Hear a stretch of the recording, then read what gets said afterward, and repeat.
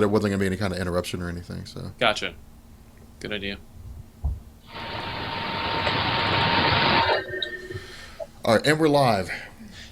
Hello, everybody. Hey. Should I do the intro? Is this the time to do it, or should I wait? I don't know. Since we're lacking Benny, I mean, I still say that Tiffany should do the intro, but it's whatever. Yeah, I you guys wanna agree. I think that's a really bad idea. do. All right, Sal, if you want to do it, then. All right, here we have at go. Welcome to the Weekly Poll, everybody. I am Sal from TV Little House. That is Rob from Marvel Explained, and that's Tiffany, also from TV Little House. Today we are talking about the Marvel Cinematic Universe and all the new stuff that is going on with that. So, to kick us off, hey, everybody. That's all I got. It's all good. Hey, there we go. So, it's just like a round table, I guess, discussion on Marvel Comics. I mean, there's really Yeah, no. I think so. There's no DC here today. No, depending on what where we go, I may link us. I may try to represent Benny in some capacity, but it's pretty much going to be Marvel today. Yeah. So yeah, Rob wanted to talk a little bit about all new X-Men and the Marvel Now banner.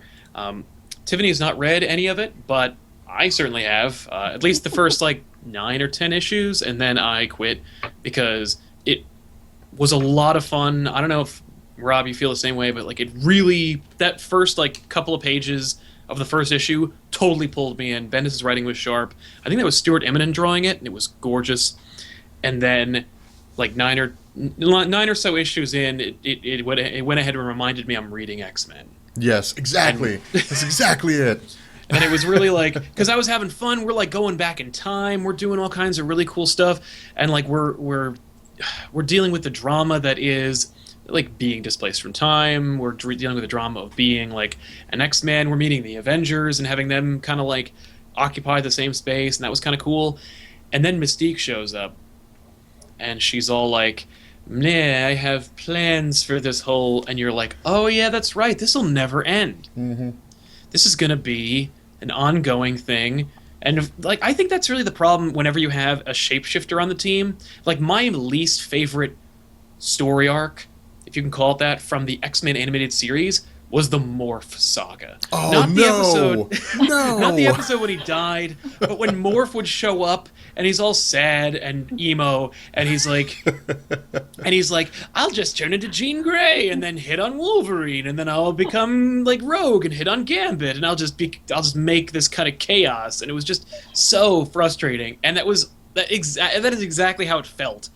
Seeing Mystique being "Oh, I have set the young X-Men on a path that they can never come back from," and I'm oh my god, the Shi'ar's going to show up, the Brood's going to show up, we're going to have the Executioner song, I'm sure Strife is going to factor in somewhere, and I'm going to have to quit all over again. So I just went ahead and did it preemptively. Okay, the Executioner song was not a bad storyline. Strife was a great villain. I love Strife's character. Strife was not a great villain. He was a great villain. He's what would have happened if Cable was a bad guy and had all his powers? Yeah, I mean, It was but cool. Wasn't Cable invented a few months before Executioner song came out anyway? He was. I mean, no. Well, kind of. I mean, he was pretty new, so it was kind of the reveal. I mean, we're not spoiling anything, but the reveal that Strife was what was he, Cable's clone? Yes, was he Strife. Yeah. Strife was. God, man, Cable's so fucking convoluted. Yeah. People want me to do Cable on back issues, and I'm nah. Okay. I don't think I can do it. Since Tiffany is our layman in this Yeah. Yes. podcast, all right. Here's what happens with Cable, and Cable is a perfect example of a paradox. Yeah. In Marvel. All right. So Jean Grey dies, or she's presumed to be dead at this point. Right. She's in the bottom of Jamaica Bay, I think. Yeah, she's in a cocoon. Yeah, something like that. The Phoenix Force put her there, and so Okay. you have the Phoenix Force entity that looks Ooh, like this Jean is Grey. This is actually running around. cool. Okay, so the Phoenix Force put Jean Grey in a cocoon because it didn't. It had the morality of Jean Grey, but it wasn't her. But it was Yeah. pretending to be her, so it couldn't kill her. But it had no problem assuming her identity and taking over her life. Yeah. So she put the cocoon under the water and left it there, and then proceeded to be Jean Grey for a bunch of issues. Yeah. Okay. That's that so- Chris Claremont run, man. All right, Tiffany. Chris Claremont is probably the greatest X-Men writer ever. All right, some He's of the certainly best the most stories, prolific. the most prolific. Yeah, some of the best stories to ever come out of the X-Men universe came from Chris Claremont in the late '80s, and you could argue somewhere around the '90s, but he was mostly like an '80s writer for the X-Men. Yeah, yeah. But anyway, Well, he invented the Phoenix. Like yeah, he did. The Phoenix Force, the Dark Phoenix saga.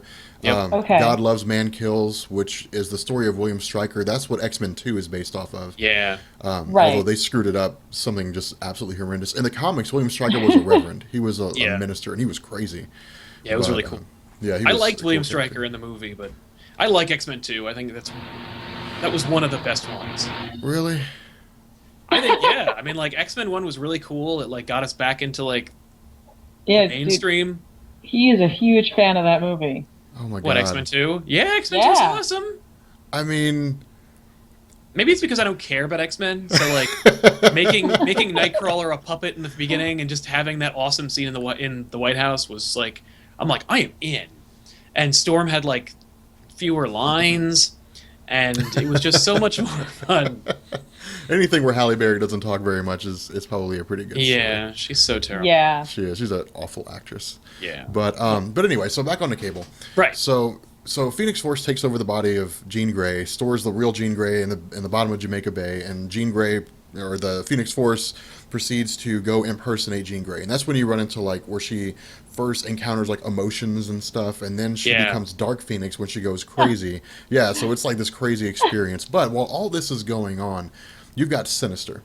And Sinister hypothesized that if Jean Grey and Scott Summers ever had a child, it'd be just this godly, powerful kind of thing. Which that's a consistent part of Sinister's personality. In the Age of Apocalypse, he made Nate Grey, and so it's always a part of his element that he's always trying to like create offspring with Jean Grey and Scott Summers, and then like kidnap it, indoctrinate it, and then And have then it, use it. yeah, use them to destroy Apocalypse. So Which is hilarious because, like,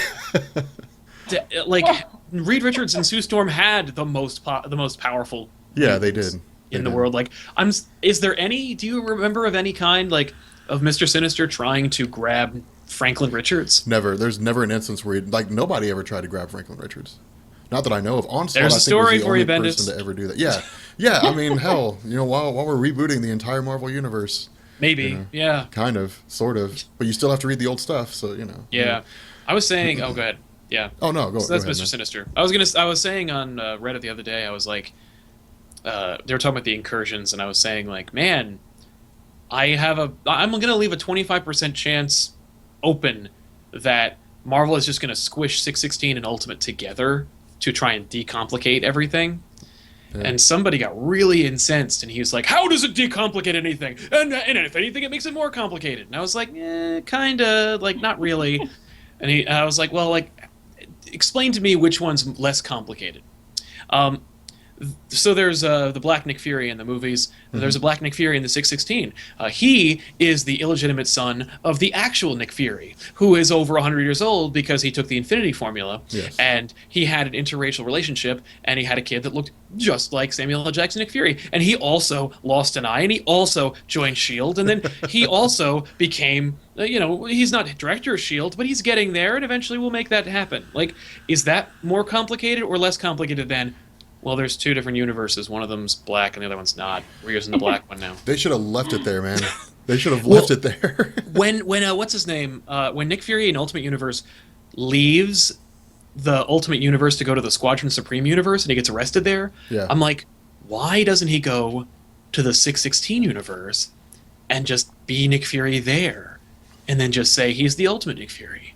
Like, Yeah. there you go. That's how you decomplicate it. You just have a guy who has the experience, the life of Nick Fury, but he's the Sam Jackson one. Because I Yeah. don't care. Like, I don't know about... Like, I like Nick Fury. I read Nick Fury versus S.H.I.E.L.D. like many years ago, and it was so cool. But I don't have a personal attachment to the old school white Nick Fury. Like, I don't care Not if many it's- people do. I mean, Yeah. But here's the thing that I loved about that version of Nick Fury though is he's in everything. Yeah. Like if it's a crossover event, like he's going to appear at some point along the line in Yeah. that story. Like somewhere he may pop up and say, "Hey guys, here's the background of the guy that you're fighting." Yeah, that's but true. yeah, like Civil War, like he's underground dealing with a secret invasion during Civil War.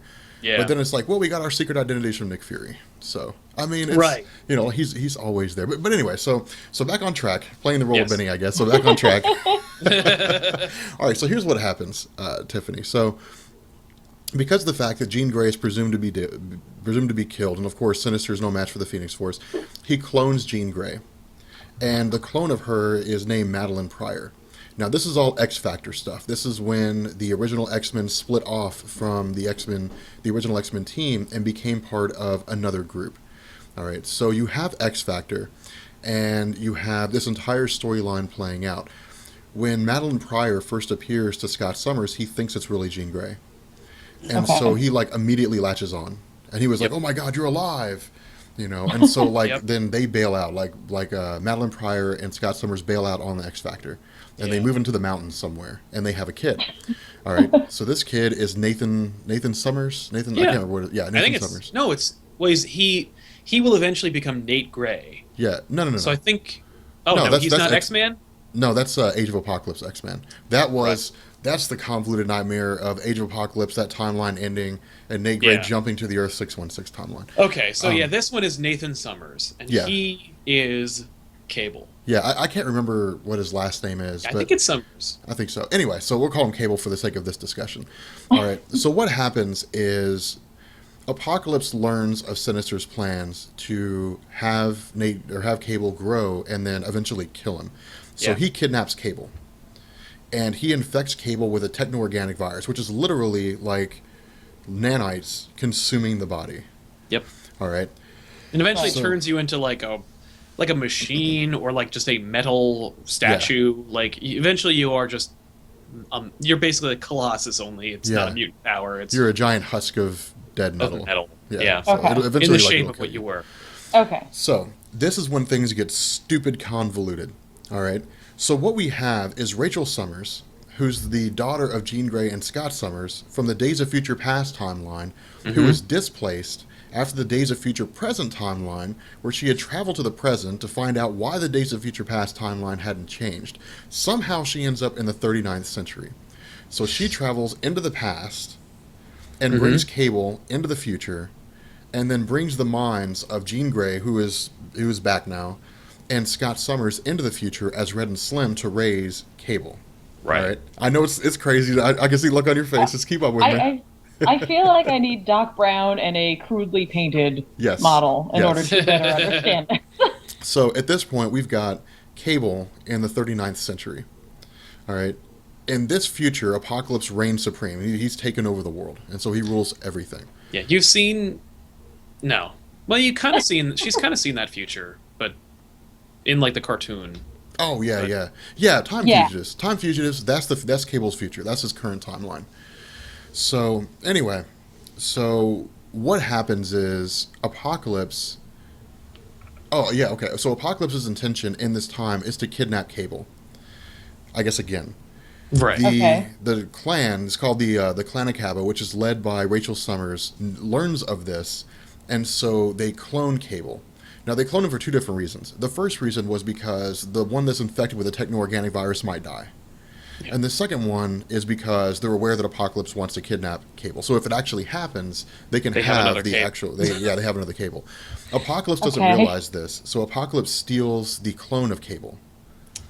All right, and then raises that clone of Cable up to be just really dark and sinister. But he's really, really, really powerful because the current version of Cable that has a techno-organic virus has to use his powers to keep the virus from consuming his body. Yeah. So, yet again, things get convoluted. All right, I don't know More why. in so? God's, yeah. This is 1980s, 1990s Marvel. This Oh, is yeah. just like here's some shit, and whatever. Yeah. Try this on for size. Yeah, exactly. So, what you have is you have this version of Cable in the future, the one with the techno-organic virus. He travels into the past on several occasions to try to destroy Apocalypse. All right, he travels way into the past and encounters Apocalypse right around the time that Apocalypse discovers celestial technology, which is what makes him as powerful as he is. He Right. fights Apocalypse, and when fighting Apocalypse, infects Apocalypse with the techno-organic virus that allows him to communicate and merge with celestial technology, Yeah. which in turn creates this timeline or creates the future where Apocalypse is able to infect Cable with a techno-organic virus as a baby. You see what I mean? Like, it just goes in circles. Yeah. Yes. So while all this is happening, you have the cloned version of Cable, who's been raised to be really screwed up and really evil by Apocalypse. He travels into the past as a guy named Mr. Tolliver as an alias. And that's when we see him in like X Factor, or I'm sorry, as in X Force, and that's when we saw like the first introduction of Deadpool and all that kind of stuff. That's Strife. Yep. Yeah. Yeah, I just I was looking a at that. picture of Strife. And Strife, you don't even know who Strife is until later. Like, Strife reveals himself, and then he like unmasks. Yeah. To Cyclops and Jean Grey, like in the present. Yeah. But Okay. we're getting there. It's really crazy and really convoluted. But this was 1980s and 1990s X-Men. Marvel just got together, said, "Here's some characters. Let's try to find a way to shoe them in." And so Strife is everything that Cable would have been. One, if he wasn't infected with a virus, but two, if he was a really, really dark and evil guy. And so, like the legacy virus that wipes out, a whole bunch of people, kills humans and mutants, and just, annihilates a huge amount of the population. That's done by Strife. He gives a canister to Sinister in the present, saying that it holds the key to the future, or it holds like Jean Grey and Scott Summers' genes, or something like that. He opens it, and the virus gets released. And so, it's Strife. I always thought was a really cool character, just because he was the anti-character to Cable. Like he was a really cool bad guy. They never really you never really see him very much, and it's kind of too bad because like he's a major holdover from that era. Yeah. Right. And when you think about who drew that book, it was almost like a resume of who's going to be working in the future. Like if you I was just looking at the wiki on it, and like the pencilers on Executioner's Song, which is the introduction of Strife. Brandon Peterson, Andy Kubert, Greg Capullo, and Jay Lee. And Jay Lee, I think, is one of the greatest artists of all time in Marvel Comics. And like, I love Jay Lee's art in this book. It's the one that strikes out the most to me. I'm like, I am always so like amazed by that art. Yeah. So yeah, Strife, Mr. Sinister, all that stuff. What was the next? I have no idea. I don't remember where we were going. Oh, we were talking about all new X-Men. We're talking about all new X-Men. Oh yeah, all new X-Men. Okay. How for us, like it clearly shows you that it's gonna just do the same kind of thing. Like Bendis implies, because Bendis also, you have to understand, Bendis doesn't care about continuity. Like he may use it. Like he may be like I guarantee you the only time that Bendis ever talks to an editor is when an editor calls him and says like, hey, what you did really contradicts. I just got a bunch of emails and forum posts and spam stuff like about this. What you just did contradicts like a huge story arc that took place 10 years before you got into the industry. And Bendis is like, oh, okay. Well, what was the story? And he's like, well, here's the wiki. He's like, I'm not going to read all that. Just tell me it really quick. And he kind of gives him a really like elevator pitch version of the old story, and then Bendis goes, ooh, that's cool, I could use that in another story. Yeah. And then I'll say that I planned it the whole time. Like, that's kind of how I feel like Bendis' approach to like the Avengers, his approach to X-Men is just kind of like, well, I have a really cool X-Men pitch. And they're like, well, that really contradicts everything we just did and everything we've been doing. Like, every X-Men story directly feeds into another X-Men story. Like, X-Men is the most intricate tapestry I've ever seen in comics, where like everything is interconnected. We got clones having babies, and those babies go to the future and they have other past children. Like it's nuts. Yeah. And Bendis is like, I don't care. And it was the only time that I actually wanted to read comics, because I was like, or not wanted to read comics, but one of the only times I wanted to read X-Men comics, because I was like, ooh, Bendis doesn't care about that kind of crap, so maybe I'll actually be able to follow what's happening. And I pick up the beginning of All New X-Men, and I'm like, yep, I'm in. And then Mystique shows up, and she's like, I've got different plans, and you don't know who I've been in this story manipulating the events. And I'm like, no. Yep. Nope. Yeah. I don't have time for that. Because Bendis could go to a comic shop in Portland, Oregon, and just go like, ooh, I never read this story before, and then read it and go like, ooh, Mystique could have been this person, and then just make it all get internet connected again. Right. Yeah. And I'm not going on that ride. Yeah, it's That's the problem that I have with X-Men comics is they're so hit and miss.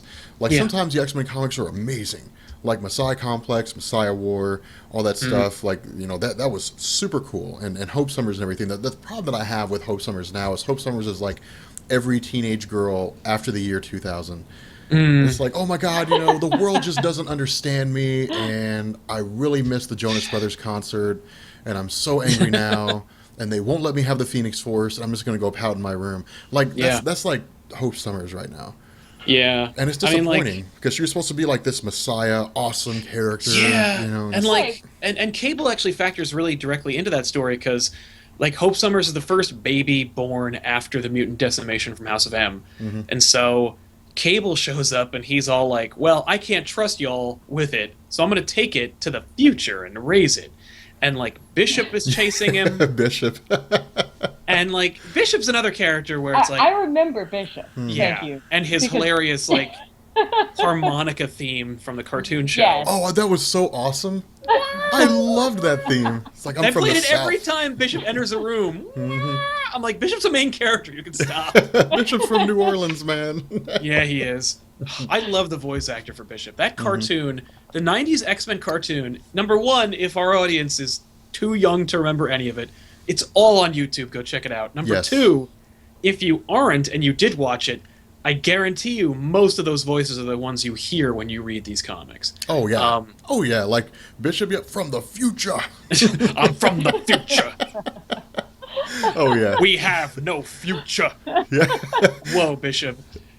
Forge, you factor that in Yeah. there. Oh God, Forge's voice. I still remember that. That episode where we meet X Factor, but it's 90s X Factor. Oh, it's this like God. 3-year window of X Factor where we have Wolfsbane, Multiple Man, Strong Guy, Forge, Quicksilver's on that team, Havoc's on that team, and it's 90s big jacket, stupid Gambit helmet hat thing Oh, with the but hair don't shooting out don't of it. forget, don't forget. The whole reason why that storyline initiated is because Bobby Drake showed up Yeah. and like Jubilee ran off with him because she was like, I just want to have some fun. Like I want to do something cool.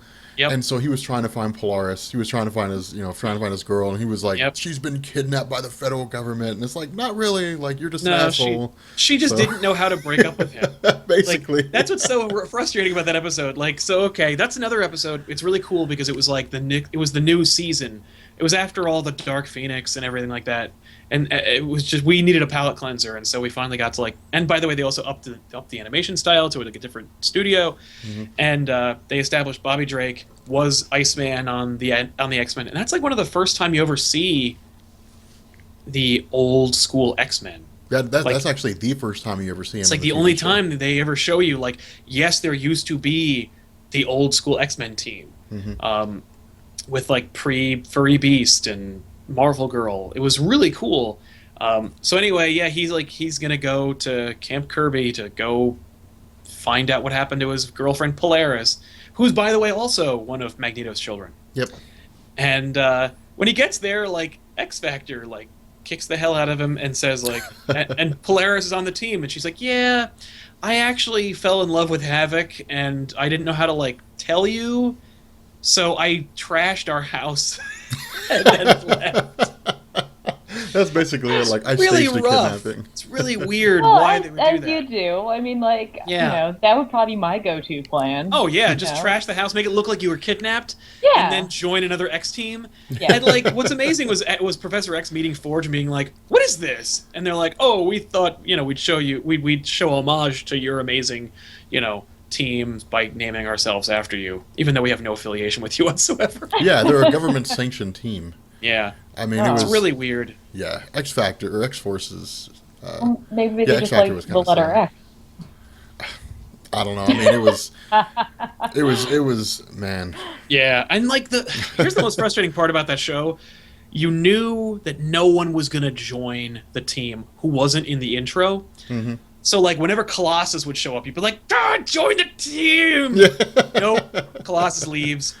Nightcrawler's in an episode. Ooh, maybe Nightcrawler will join. Oh, there he goes. Not on the show anymore. Iceman. Nah, I gotta follow my own path. What? You don't have another path? You're on no other team. The only other team that Iceman's on is Spider-Man and his amazing friends. And they're not doing that. So I don't know. Here's a question for you. How soon after the continuity, or not the continuity, but the show, did Rogue suddenly not have the ability to fly and super strength? Because I Yeah. know that wasn't part of her X ability. It was just taken from Oh, Miss from Marvel. Yeah, or from Ms. Marvel. Yeah. But- Well, like that is the best Rogue ever. Is like Superman Yeah. Rogue, and it's like Marvel has worked really hard to keep that from happening. Because when she first was introduced, she's a bad guy, kinda, and She's working with Mystique, I think. yeah, and she had Yeah. like a way different outfit. It was all green and had a hood, and she was just like, and she didn't fly or have any super strength or anything like that. And then like they do the Ms. Marvel story, and she eventually joins the X-Men using that like in that incarnation. But like very shortly after that era, so like I guess after Onslaught, they changed her over Hmm. to Okay. like. So like she can kind of fly, but like she's wearing the costume that's more reminiscent of the old costume. Yeah. Right. Yeah, it got to a point where her character, like I think Marvel's just looking for a way to get rid of her. Like, it got to a point with her character where, like, whenever she would touch somebody, it wouldn't just like drain their energy, like it would kill them. Yeah. Oh. Like, yeah, like she would touch somebody and they would die. Oh. But there was some, I can't. God, see, this is I just don't really get into Rogue. There was one point where she had.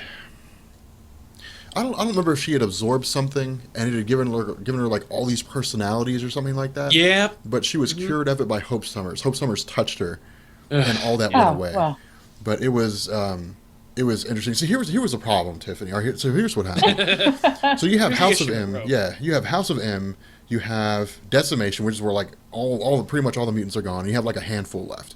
And so Right. everybody, Scott Summers is like, okay, you know, and Xavier's like, okay, what do we do? And Emma Frost is like, I mean, I don't know. Let's just all band together and hang out at the Xavier Mansion. And then Yeah. the federal government's like, this is going to be your new prison now, but we're going to call it a home, and so on and so forth. And that's the way it goes, like for a while in the X-Men Yeah. comics. They're just trying to regather, and they're taking like all the other mutants that are left, and they're just putting them in the Xavier Institute.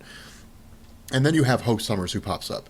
And the way Marvel built the introduction of, or the way they built her, the introduction of Hope Summers is two things. They said that one, Hope Summers is the first mutant, like Sal said, to be born after the events of M Day.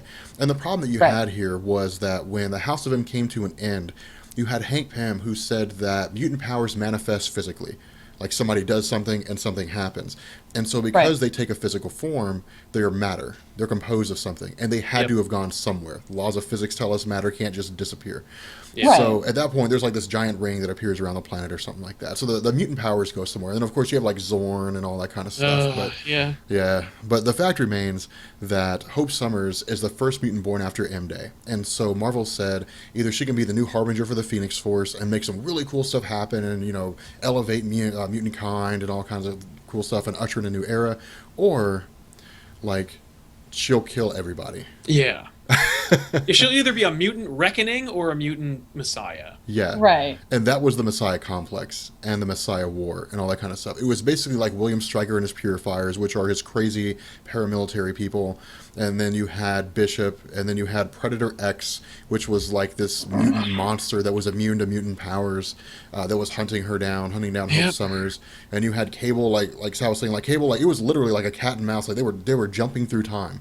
Like Yep. you flip through the comic, and like they're in the 22nd century, and they're like in the 27th century, and then they're in like the 30th century, and then Bishop's time travel device gets destroyed, and he's stuck in like the 40th century, and so he can't get back. And so like it was crazy the way it was done, but the problem was that everybody was looking to either see this Hope Summers be like the new Jean Grey, or Yeah. they were expecting like this really cool series of stories to come after, and it just never happened. Oh, I mean, like It It just people kind were of fizzled and speculating. went away. People were speculating that Hope Summers was Jean Grey. Yeah, I remember reading about that. That Jean Grey was going to be reborn in the form of Yep. Hope She ain't. Summers. Yeah, she's not. Jean Grey is dead. Yeah. But it's interesting. Like when you like that's why I say like the X Men is hit and miss. Like 1980s X Men, Chris Claremont was amazing. 1990s X Men, it was okay. Hit and 2000s miss. X Men, yeah, 2000s X Men, that's kind of cool. And then you get to like House of M, and people are like, "This is amazing," and then you Yeah. get to Decimation. It's like, "Oh my God, what are they going to do? This is so cool." And then it's just like, Yeah. okay, I mean, this is It's like, well, you really know how to like have an idea, but you don't know how to like take Yeah. it to the next step. that's exactly it. Like mean, it's Marvel really sits like- around, and it's like, "Here's an awesome idea. Let's implement it." And it's just Yeah, and it's funny because like you have to understand like today, what's the number one super team from Marvel? Avengers at the moment. Exactly.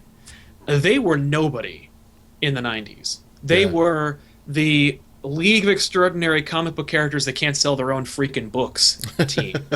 And the X-Men were the number one comic ever. Like in the 90s, like that was like what I think X-Men number 1 is one of the highest selling comics almost of all time. Wow. And part of that is because they had like 11 or 12 variant covers, and they didn't really explain how variant covers worked, so like everybody bought like the 12 comics, and so like that kind of contributed to the numbers. But oh my god, I remember, just really quick, just to illustrate how big X-Men were at the time, every piece of clothing out there had Wolverine on it, or X-Men on it, or an X-Team on it. Wolverine. X-Men trading cards were huge. There's an ad that if you were old enough, you might see it from an old comic book.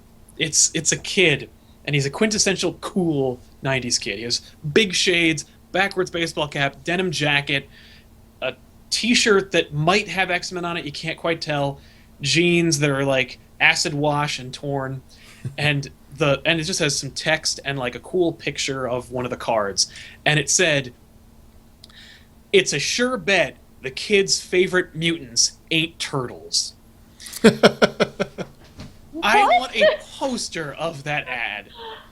And it's like that was Marvel's like kind of mantra at the time, because they were like, we can't do any wrong with X-Men. We are selling like gangbusters. They were the premier team. They were the number one cartoon. They were huge. And it's weird because like now, and by now I mean the last 15, 20 years, Marvel hasn't really seemed to care about the X-Men. Like they're kind of like, you guys just do whatever. Or, do something, but don't let it interfere with our Avengers stuff. And it's like, that's too bad, because like the X-Men have a really great place in the Marvel tapestry. But yeah, X-Men were huge back then, and it was just like, and it feels like, as a kid from the 90s, it's like, man, like we're never quite there yet. We're never quite back Right. there again. I see a That few people level from of the cool. yeah. Oh no, the X-Men have not been that cool in forever. No. Now it might also be because Jim Lee hasn't drawn them in 20 years. Right. Because And it's, again, yeah, I know that like the cartoons helped because I didn't know anything about the comics back then, but as a kid then I watched that show every Saturday Oh, religiously. those were Yeah. my stories. Yeah. Like I Yeah. remember like watching them as a kid, and like nothing happened. Like it's a show about people in huge costumes with superpowers, and they're fighting people, and in this, and like I've seen full episodes, full story arcs where not a punch is thrown, and like Wolverine's crying because Jean doesn't love him, and I'm Oh, sitting there God, like, man.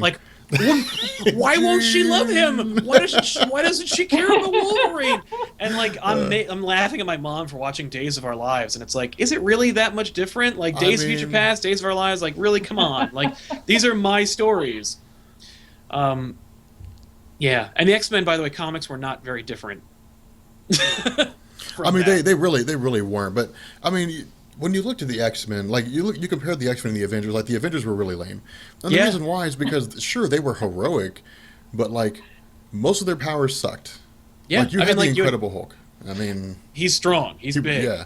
I mean, And like, go ahead. he's a boring character. Like, it's hard to tell a story with him. And Peter David had done the best he could do, but after a while, you've told every "I have to keep the monster inside of me" story. Mm-hmm.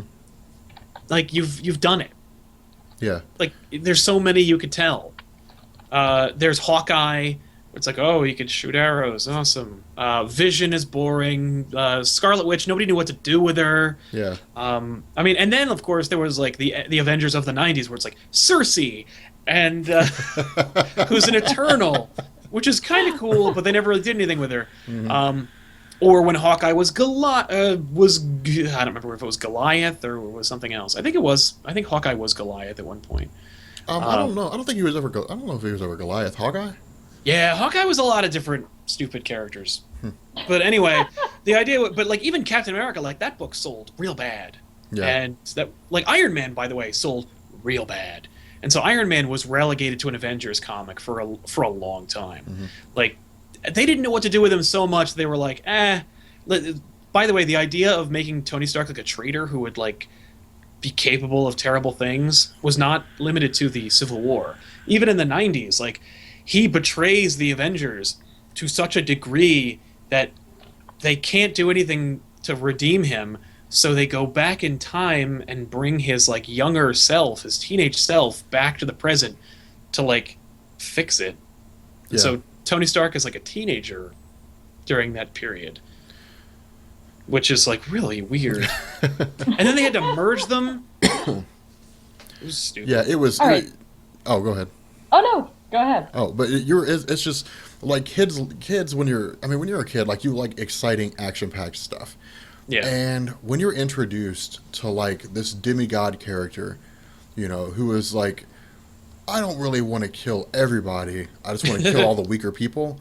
Yeah. And then you see them like fighting him, and it's because this is why I'm curious about X-Men Apocalypse. But you see them fighting him, and they're like, look, we can't really beat this guy. All we can do is just kind of like hold him off for a little while until he just leaves of his own accord. Then it makes for really cool stories, because the question is like, what will Apocalypse do this time when he fights? And that was one of the cool things. You go back and you read 90s X-Men, and you see stuff like Apocalypse fighting Black Bolt and Cyclops, I think, at the same time.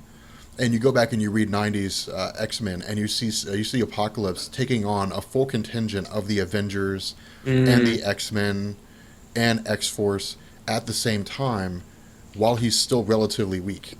Yeah. And so you see like these super powerful, really cool characters fighting one another, and you have these really cool, compelling, like conflicts going on. And then you read the Avengers, and it's like, well, Spider-Man is like using his webbing and throwing stuff at people. Yeah. And it's kind of cool, I guess. Right. But he's not like, you can't like, what are you going to do with Spider-Man against Apocalypse? It's like, yeah. We were talking about that on the Infinity Gauntlet episode of Back Issues, where like they were like the Avengers and everybody fought against Thanos with the Infinity Gauntlet, and Ethan, I think, was like, "What is Spider-Man going to do against Thanos?" And I'm like, "Nothing. I think he dies." Like, yeah, like nothing. I mean, but man, that's why I love the Infinity Gauntlet. Like nothing, like no one can do anything. yeah, Like you have what's left of the heroes, like superheroes fighting Thanos.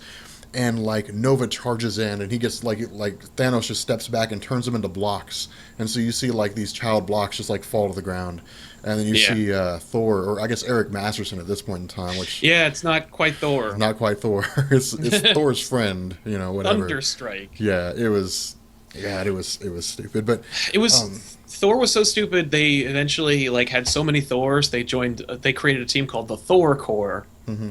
Where it had like Beta Ray Bill and Thunderstrike and Thor, and like there was a girl Thor.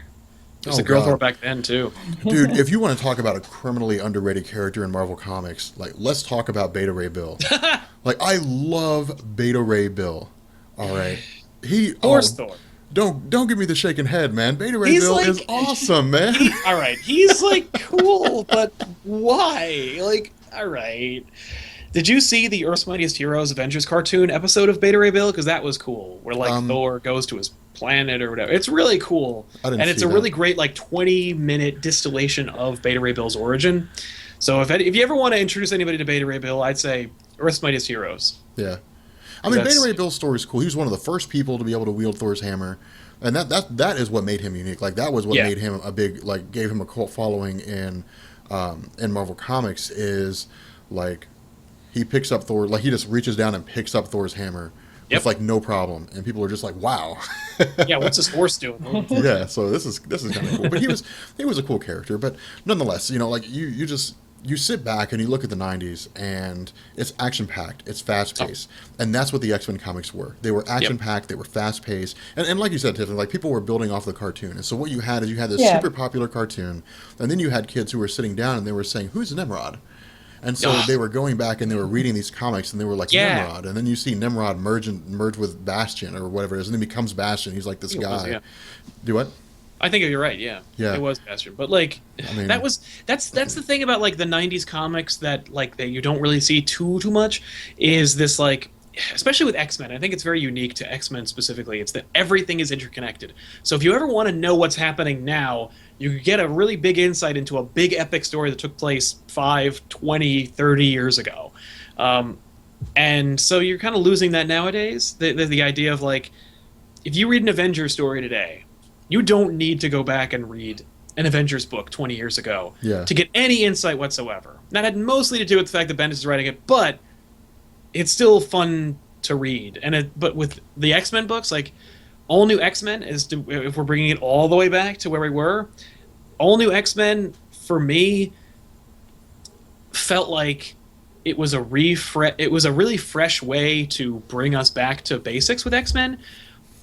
But when I jumped off again, it was because it looked like we were only keeping the worst parts of X-Men comics, which was like the uncertainty and the like lack of creative direction. I don't know, where were you last when All New X-Men left off? I bailed out at like issue number 8. Oh, okay. Like when like pretty much the same place. Like when Mystique shows up, and who was it that she duplicated somebody. But anyway, like I think it was Cyclops. Yeah, like she heads back to her van or whatever it is where she's hanging out. Like she's in like a van. Like she goes back and gets in like a minivan, like a 1996, Chevy or whatever those like Dodge Caravan. And she was like, she's sitting in the shadows, and she was like, they have no idea what's coming. And I was like, this is fucking stupid. Yeah, that's exactly when I was like, yeah, neither do I. Goodbye. And like the entire beginning of the story hinges on, oh my God, Cyclops has gone crazy. And Beast got the idea from Iceman of, well, we should go back and get the original X-Men. Like, look, Cyclops is not that interesting. All right, Cyclops was cool in the 90s, but right now he's just a guy that can shoot laser beams out of his eyes. Oh, I don't know. I mean, like, people love Cyclops now. People love Cyclops because he's a legacy character, because he's always been there. He's always been part of the X-Men. There's never been an instance. True. Well, I guess with the exception of X-Factor and Madeline Pryor, but like when he quit, like he was still in the books. He just wasn't a member of the X-Men. Like, but I feel like people really kind of like found their love for Cyclops when Whedon took over and gave him a really more like reluctant leader kind of mentality. Like he goes in and he's like, I'm the only one that knows what to do in this situation, and it's because I have been around forever. But like everyone's looking to me for guidance and advice and suggestions, and like it weighs on him, and it makes him like more interesting and tortured. And like the fact that he cheated on Jean Grey with Emma Frost, and like the fact that like all right, hold on. He didn't like physically bang Emma Frost. He was mentally cheating on her. Yeah, he was in the mindscape with Emma Frost making time, and then Jean Grey shows up and she's like, "Yo." Now, they were married. B, like that's not cool. Like but it makes him an interesting character. It makes it so that like Cyclops is not like the most morally upstanding character on the X-Men. And I feel like the direction they took with that was actually kind of interesting to see the direction of like Cyclops becoming much more roguish and like morally ambiguous, and Wolverine kind of becoming much more like tempered and reserved. And like, the fact that he opened up the Jean Grey school for me was like, that's the best character building moment for Wolverine entirely. Like Wolverine being like, Cyclops has gone off the deep end, but there's still kids here and they all need a leader. And I'm the oldest, and I've had the most experience, and I know like what Professor X, what the old Cyclops, what Jean Grey would have wanted. And so even though I'm not necessarily like what everyone would expect from a leader, like I'm the only one who's willing to stand up to the challenge. And like that was really cool. And like it was the only time that I ever thought that Wolverine wasn't overrated was when he's like an adult, and I kind of like that. I mean, he was a cool headmaster. I'll give him Yeah. that. But Now that's I over, I mean, think, right now. But yeah, like, yeah. But Cyclops was never interesting to me. I never sat down and was like, oh, cool, we get to see Cyclops in this comic. It was like, okay, No. Cyclops is there because he's been part of the X-Men for like the last like 50 years or something stupid like that. So whatever. Obviously, Yeah. Marvel's not going to kill him off, But No. I've never felt like Cyclops had made a story more compelling. Like during Avengers versus X-Men. So I finished Avengers versus X-Men like 2 weeks Yeah. ago or something like that, and it wasn't a bad story. I mean, it was kind of cool. But the it was at problem, least fun to read. Like at least you got some cool slugfests in there, and I thought it was a great story until the Phoenix Force split into 5 different people. uh, Up until that point, it was like, okay, did you get to read that? I What? did not. Okay, I share my books with her, so she like Yeah. reads most of the stuff that I yeah, read. But like, Avengers vs X Men is so like, I know I have an idea of what happened, Mhm. and I kind of understand a little bit of the outcome based on the fact that I read the Guardians run. yeah. yeah. Well, let's bring it back full circle. So we talked about Rob was saying how Hope Summers was taken into the future by Cable. When she comes back to the present, she's a teenager, Yes. and the Phoenix Force is coming for Yeah. her. Now, why? yeah. That's never given to us. And I don't even think that it's like because she's linked with Jean Grey or anything like that. I think it's literally because the X-Men just said that. I think it's like Cyclops is like, well, the Phoenix Force is coming for her, and you're like, really? Are you sure? and because I didn't have any definitive reason for that, I thought, wouldn't it have been cool in Avengers vs X-Men? Because that's the culmination when like the Phoenix Force comes for Hope. Wouldn't it have been cool if it was actually coming for somebody else and they were wrong? Yeah, That Hope is just some chick. Like, wouldn't it have been cool to see Emma Frost become the Phoenix? yeah. With like like, all the power of instead- the Phoenix Force. Yeah, Yeah. like wouldn't that have been neat? I like the implication of Avengers vs X-Men, where like the Avengers are like, so we hear the Phoenix Force is coming, and rather than let you guys handle it because you did such a bang up job last time, we're gonna take point here. And Cyclops, who needs to be the Iron Man bad guy, and when I say that, I mean like the guy who's normally a good guy, but we need the good guy to be a bad guy in this book, so now he's a bad guy. Like that, he's the Iron Man bad guy. Like he just belligerently is like, "No, we got it," meh, and then they just fight, and it's Yeah. really weird. But then the Phoenix Force gets split into 5 entities, and then Okay. Emma Frost, Cyclops, Colossus, his sister Ilyana, who's I think Huh. magic. Oh God, what is it Ileana can do? I don't remember if she just makes She can. portals. She's magic. She can make portals into like the dark dimension. Yeah. And she can make like magic. She's like Psylocke in that she can make weapons, but it's out of magic instead of psionic energy. And she can like teleport them places. And she can also like go into the astral plane. Okay. And then Namor the Submariner is the last one to be. And Namor, because become Namor part of it. Okay. is technically a mutant, so he Right. joined the X-Men for no reason. Yeah. oh, well, And, why not? yeah, because why not? And so they all become the Phoenix. And like a video game, if you beat one of them, the Phoenix Force goes into the rest of them until Okay. you whittle it down to one Phoenix. Well, I guess that's better than them having to come together and form some sort of giant. Now, Phoenix. if they Mega had Phoenix done, Force. if they had done like a Voltron thing, that might have been kind of fun. If they had teamed together and then created a big Mecha Phoenix kind of thing. Yeah. They didn't do that. Oh.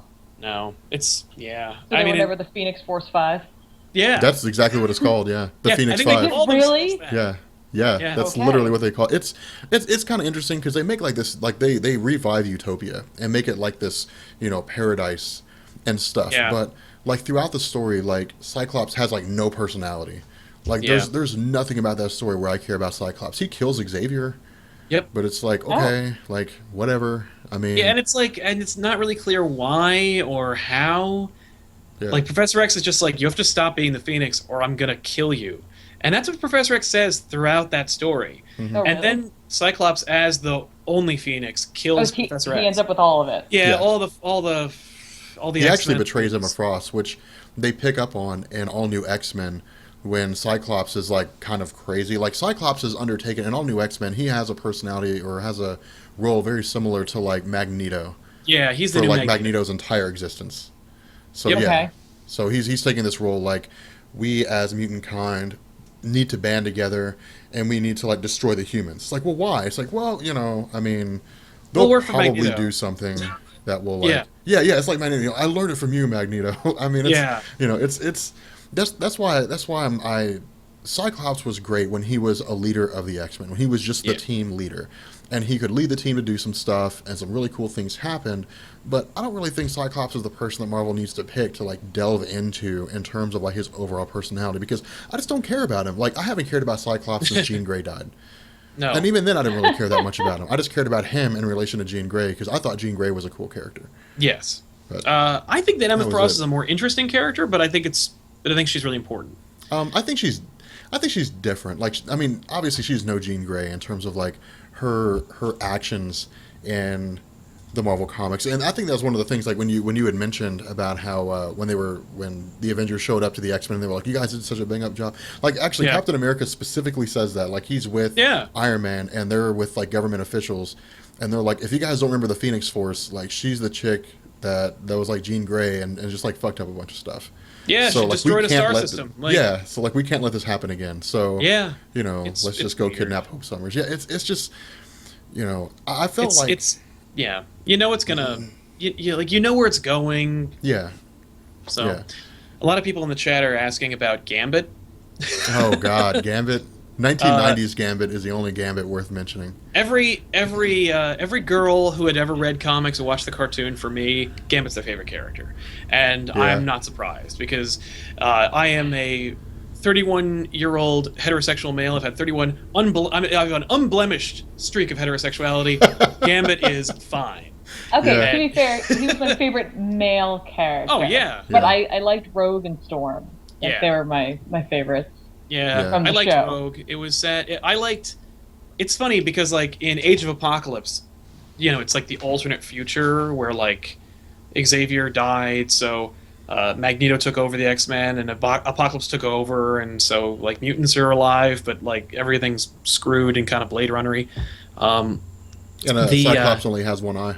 Yeah, Cyclops has one eye, Wolverine has one hand, Jean Grey's with Wolverine. Yeah. But I'm sorry, at some point Cyclops actually becomes a Cyclops. Cyclops? Okay. Yeah. He Now I became- wonder if Are his eye beams then half powered, or does it all just funnel through the one? I assume it all funnels through one. It's like a Yeah. hose, and then you put like a little spigot over it, and then just concentrated water through one tiny opening. Oh, so he could like perform LASIK surgery at that point. Oh, right? I totally. mean, Oh like, yeah. oh, okay. The funny thing was, Cyclops from Age of Apocalypse's like visor, like Cyclops' visor forever has been one eye, one big beam. Yeah. In Age of Apocalypse, it's glasses, but one is blanked out, so you know he has one eye. Yeah. Oh, they didn't give him a monocle. Like they didn't. No, just... they didn't. That Oh, would have no. been like A ruby God, quartz like a ruby monocle? quartz monocle. That'd be so Yeah. beast. Yeah. That'd be amazing. But in it, but in Age of Apocalypse, they kept the will they won't they romance of Gambit and Rogue alive, even though Rogue is with Magneto, Mm-hmm. and they have a kid, because Magneto can create a magnetic force around himself Yep. to be able to touch Rogue. I don't know how it works, but nobody questioned it. Here's the thing: I was like, wait, what? And you're like, oh, he created a magnetic force around himself. I'm like, well, wouldn't he be able to? Wouldn't there be a barrier? Wouldn't he not be able to touch her at all? And they're like, nah. And I'm like, oh, all right. 90s, dude. I keep telling you, man. 90s X-Men, man. Like, Yeah. like Nobody Marvel asked just these says, like, questions. here's some stuff, and then people Yeah. are just like, awesome. Yeah, instead of saying like why or that doesn't make any sense or my standards have changed. Now instead they were like sweet. So yeah, but even in the alternate future, Gambit's like, oh, you took my share away from me. Like he's so angry and bitter because he never got to be with Rogue. Yeah. But he don't have Magna powers, I guess. So that didn't work out. But yeah, so all right, all right, X-Men. Let's X-Men. move on. X-Men. Let's move on. To X-Men. Yeah. X-Men was cool for its time, but For its time, but it's hard to get me back in, and I don't think it ever will. I read Schism. I was like, pass. Oh Like, god. It was Schism. cool, but I don't care. Yeah, Schism was like, well, these are my students. Well, these are my students. Yeah, well, you can have your damn students. And Yeah, that was basically exactly. Schism. That was basically it. But I don't know. I mean, see, with Bendis, you know, I think Bendis can create good stories. Like we saw, like the House of M was just a great story by Yeah, Bendis. So Bendis can write really good stories. I think the problem that Bendis has is I don't think he has as much creative control as people think he does. yeah, I think that Marvel's like, you need to do something with the X-Men, and Bendis is like, look, like I don't care about the X-Men. right. Like I've Well, he never did really ask cared. for it. Oh, he asked Like, about the X-Men. yeah, the with Marvel now, they were basically like, everybody at the Marvel Summit was like, okay, we're mixing it up. We're playing musical chairs with the creative teams. What does everybody want? And Bendis was like, "Ooh, I want the X-Men," and Hickman was like, "Ooh, I want the Avengers," and like Dan Slott was like, "Ooh, I want Spider-Man." Even though he had Spider-Man, he's like, "That's all I want. I don't want anything else. I just want to keep writing Spider-Man. Don't screw this up for me." Um, but yeah, like Bendis is like, "I want to try X-Men. I want to see how that goes," and it's going stupid. See, I But thought whatever. I thought he said that he wouldn't mind doing the X-Men, but that he would rather go with something else. And I thought that Mm. Marvel had said, no, you're doing X-Men. See, I didn't realize that he Yeah, had he had, volunteered for the X-Men. as the story that I recall reading that he said, but who knows? I mean, it could be a PR stunt, but like he said, like, no, I wanted to try X-Men. Like I had told all my Avenger stories, and like the fact is with Bendis, like even from the beginning with like Secret War, Bendis would write like would set a stage. He'd create a scenario, and then he'd be like, "Okay, guys, go for it." And nobody wanted it or could tell a story about it. So then he would be like, "Okay," and then he would write it. Like he set the stage with like Maria Hill being in charge, and like no, and like an anti superpowered director of Shield, and he's like, "There you go, guys. What do you think?" And nobody picked that up. So he's like, "Okay, well, I'll write New Avengers, and I'll tell Civil War, and well, Miller wrote Civil War, but Yeah. that was I think that was more of a let's ask Miller to write Civil War. Yeah, yeah. I don't know. I mean, it's interesting when you sit down and you look at like the progression of these Marvel stories, because it's like kids now that will sit down and will like get into Marvel comics will look at like this era of Marvel comics is like the way we looked at 90s Marvel, and they'll say, man, this stuff's really cool. But the problem that you have with Marvel now and all new X-Men is the only real involvement of the original X-Men, the only understanding that you have of the original X-Men now is that they were teenagers, and you know who Yep. the original X-Men were, but you don't know any of the stuff that's gone on. And so you read, Avengers versus X-Men, and it's like, okay, like what are they talking about with Jean Grey and the Phoenix Force? And then you Yeah. get into like all new X-Men, and you're like, why? I mean, why does it matter that Mystique has plans? Like, why is Mystique important here? Right. And so like you don't know about Mystique in Days of Future Past, and you don't know about all these older events that she was a part of, you Yeah. know. And so you see references even now in Marvel comics to things like maximum security, where Earth was turned into a prison planet. Right.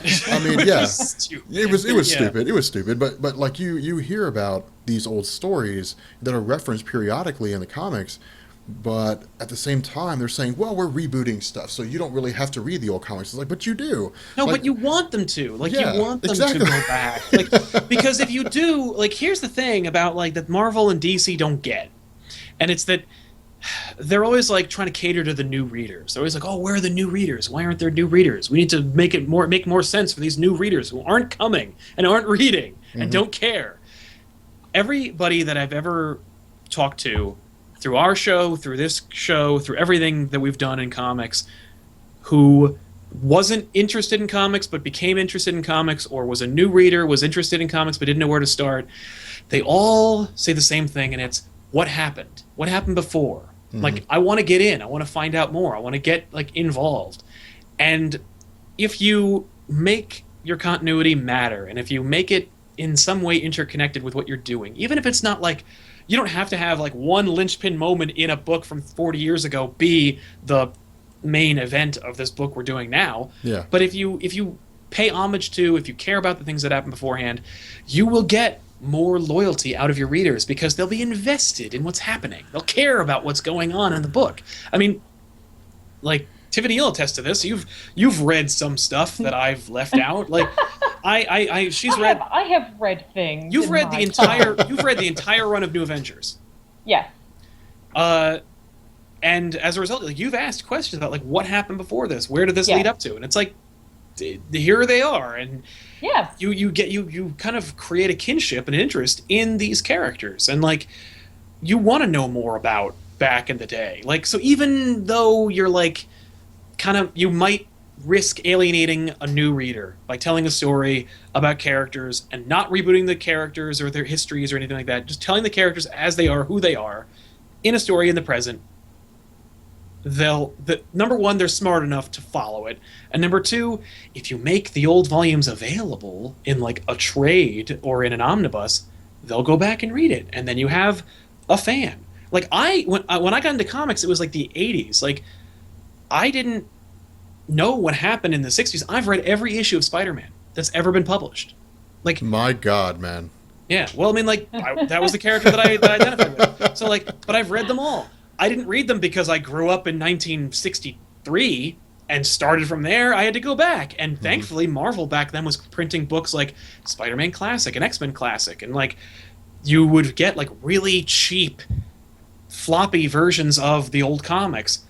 And so you could really get into them and, like, throw them away without, like, risking, like, oh, God, I have Amazing Fantasy 15. I want to read what happened to the first Spider-Man story, but, like, I'll ruin my college tuition. Like, make them available and they will read them. Like, I think it's really important that you keep a good balancing act, because if you want to use New Avengers, for example, Yeah. you know, they were introducing me to a whole new team, so I didn't necessarily have to come in and know every no, single it's true. thing And about. also, oh, good.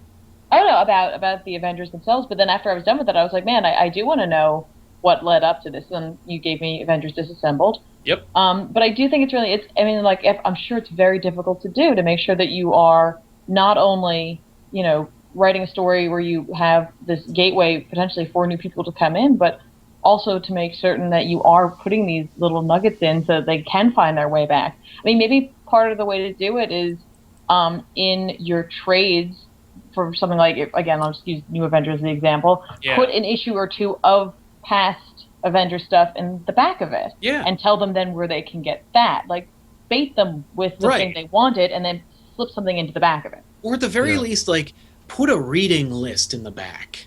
Like, Yeah. of like where they can get it and what it's called so they can easily search for it. Like, just make it available. I mean, the fact that, like, World War Hulk is out of print. Yeah.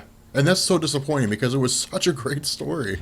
Well, like, and it's new. Like, it's Yeah. not even like, if World War Hulk is out of print, is there any hope for Avengers Forever? Is there any hope for, like, X-Men Executioner Song? Is there any Yeah. hope for, like, you know, the Peter David run on Hulk? Or even, you know, the Iron Man Armory Wars? Like, are any of these things in, you know, in print?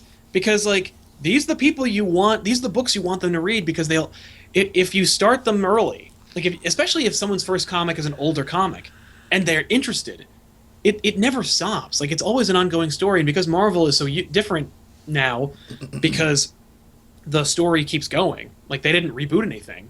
Like, they rebooted it, it's a soft reboot where, like, they just kind of make everybody act a little differently, or they change the status quo enough to make you not have to care about what happened before. Like, if you hook an X-Men fan on Days of Future Past, they're going to keep reading Yeah. all the way through. And you're selling that many more books. And you're making that much more off of these new readers from reading old stuff.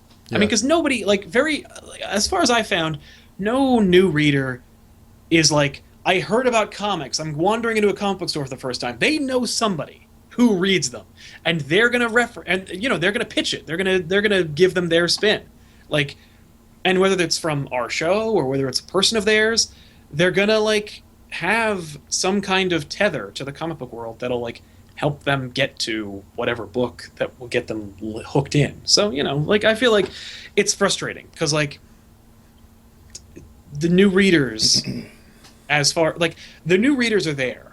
It's just that the mainstream comic book industry doesn't know how to reach them. Well, the other problem here is the question is like where do you start? Like, let's say that you want to read, like, the older stuff.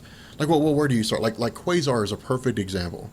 Okay, so Well, you don't. You just don't. yeah, well, You just move on. Like, I mean, like, I'm gonna do a video on Quasar as a lead up to Infinity Gauntlet because oh, that'd be- it's like you can't do Infinity Gauntlet without Quasar. He's a guardian of the universe. He was the new Captain Marvel at the time. I'm sure he'll So- appreciate it. I'm sure he will too. I mean, he was always a cool guy. Since like the last time anybody saw him was like, you know, when he was a girl. I mean, nobody. Yeah, I mean, Wendell Vaughn went away, and people were. It was like Richard Rider. Like Richard Yeah. Rider went away, and just nobody here really cared about Nova anymore. It was like bring No. Richard Rider back. Yeah, but like there's like a pocket of people who are like, Richard Rider needs to come back. Yeah. And I think that has more to do with the fact that like the current Nova Sam kind of sucks. Mm-hmm. So it's like, Yeah, I don't You care know- about the little kid. yeah, I don't care. And the Ultimate Spider-Man Nova is even worse. Like Yeah. if he was supposed to be the character I'm supposed to watch, man, that Ultimate Spider-Man cartoon sucks. Like I'm just really quick aside, God, I hate that show. Like, and I know that I'm like a jerk because my first Spider-Man cartoon was probably Spider-Man and His Amazing Friends, and I loved every episode. I watched an episode the other day. Tiffany can attest to this. They're horrible. Yeah. They're almost unwatchable, and if you don't care, they're completely unwatchable. Yeah. But back then, I had to thank my lucky stars that like there was any kind of cartoon. So to see an Ultimate Spider-Man cartoon where like everybody's in it and it's really beholden to continuity, like that's awesome. That said, it sucks. Like it's not great and everyone's weird, and I don't care about this Sam Nova character that they're shoving down my throat. I don't care. Well, that's the problem you run into. You know, like you know, of course, the end of Guardians of the Galaxy, we saw like quantum bands, and people are like, okay, I mean, quantum bands, all right, what the hell are the quantum bands? And people will say, Right. well, that's Quasar. Like that's Yeah. Quasar's bands. Like that's what gives him his powers. And so Exactly. people are like, well, who's Quasar? And it's like, well, Quasar's a guardian of the universe. You say, okay, well, I mean, where do I What of that? start with reading Quasar? And then people are like, well, shit. Yeah, I guess you. Yeah, I mean, like Quasar had his own solo series. You could start there, but you'd have to go back to back issues because you know there's no collected trade of Quasar. Quasar starts and that's the problem. Quasar starts in Captain America comics. But then if you want to understand that, you have to go back to the old 1950s Marvel Boy comics. And so like you end up going back and back and back and back and back. And that's the problem that people have. Like, you know, with Tiffany and Avengers Disassembled, for example, like, okay, the Scarlet Witch shows up and wreaks havoc and like teleports in like Kree ships that just start Yep. like annihilating Avengers Mansion. And so it's just like, what in the hell's happening here? You know, and all that kind of good stuff. Well, okay, if you want to know why that's the case, and you got to go back and you got to read about the shards of Mephisto and the Scarlet Witch. And then, okay, well, I mean, how did the Scarlet Witch get this crazy that she thought the shards of a cosmic being were her kids? So then you've got to go back and just read about the progressive history of just how the Scarlet Witch's insanity began to come into play. And you're going to end up going all the way back to, you know, the original Brotherhood of Evil Mutants. Right. And so it's just like, all right, I mean, you know, and that's the thing. Like, there's a balancing act here. There comes a point where you say, okay, look, you don't need to read everything. No. Like, and No, that's it's true. why I think having a reading order in the back of a comic would be a fantastic idea.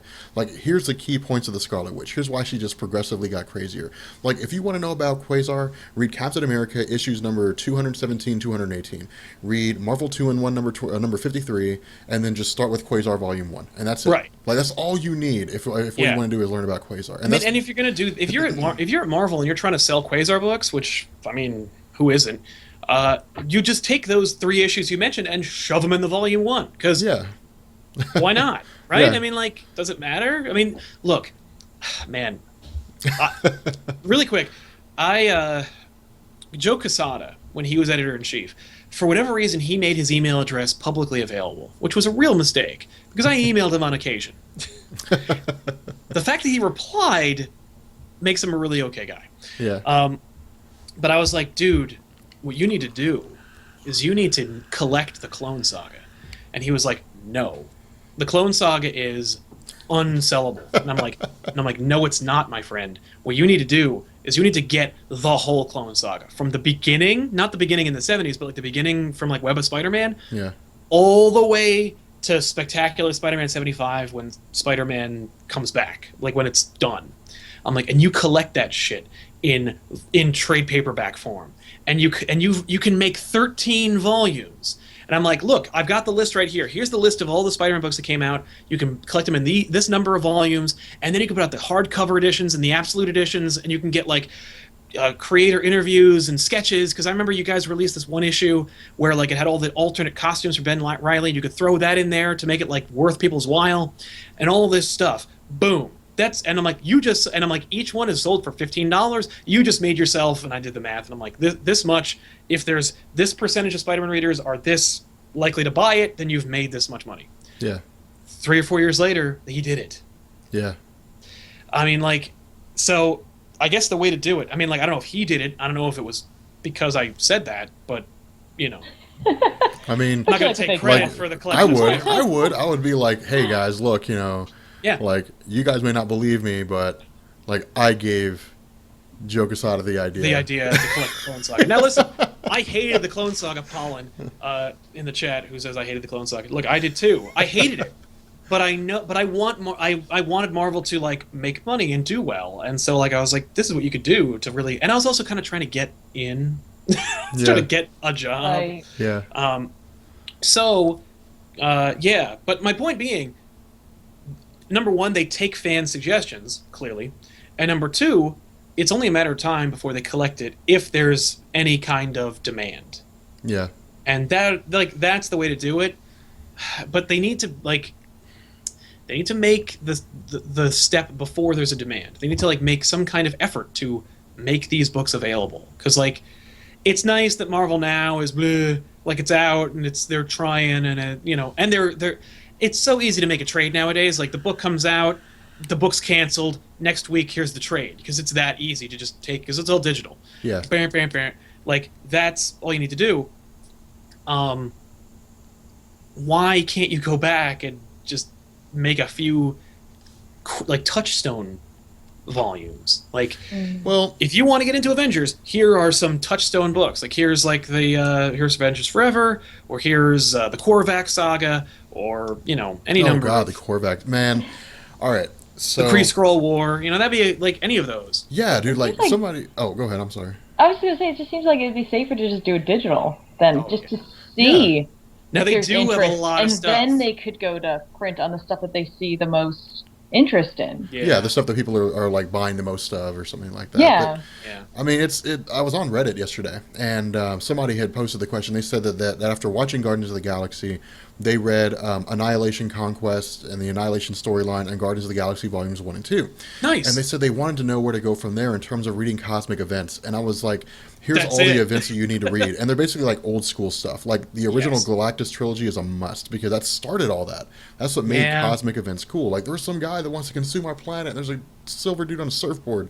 Like what the Yeah. hell's going on here? And so it made that kind of stuff cool. But then I referenced some other things. The Korvac saga was one. The Korvac saga was a big deal. Yeah. At the time, because it was like at that point in time, the original Guardians of the Galaxy team meeting the Avengers, and so it was a really cool conflict, when that first came about.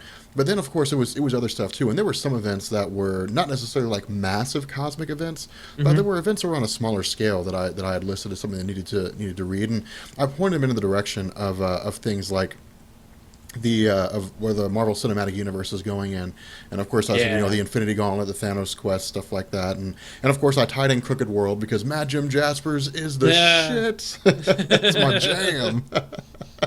but yeah, like that's what we're talking about here is people read something. People sit Yeah. down and they say, okay, Guardians of the Galaxy just came out. Like, let's read Guardians of the Galaxy. And that's what Marvel needs to do. Marvel is coming out with an Ant-Man movie. All right, it's Scott Lang, but it's still Ant-Man. Right. And so people say, okay, where should I start with Ant-Man? Exactly. Ant-Man never had a solo series. He was always an Avenger. Hank Pym Yep. was always an Avenger. But Marvel needs to say, here are the most important stories involving Hank Pym. When Hank Pym made Ultron, when Hank Pym was brainwashed by Ultron and was, I guess, made Jocasta for Ultron and almost put, his wife's mind in Jocasta. The what? Yellow Jacket saga. When Yeah. he, No, not the Yellow Jacket. Yeah, saga when he sucked. beats his wife. No, I mean, that like Yellow- it's important. It's still every time they get mad at him, they bring it up. They bring it up, man. That's Well, the at least thing, I don't though, beat like- my wife, man. Yeah. Last time I checked, I never hit my wife. Oh, I'm never gonna live that down.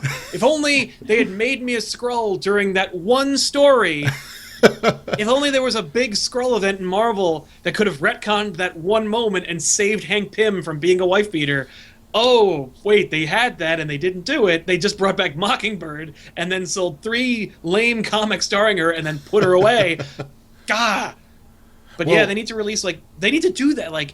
You mean like Marvel should do some sort of movie tie-in set I of mean, books like, where they- it's like a compendium where you could go to the comic book store and pick that up if you are a layman and be like, I want Exactly.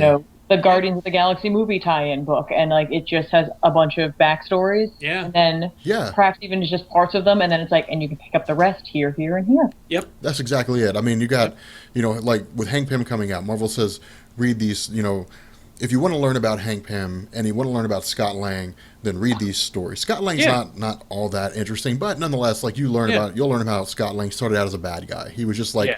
an electronics expert who was just constantly having problems. And then he was just he just fell into the circumstance where he used Ant-Man's armor, used Hank Pym's armor to become Ant-Man.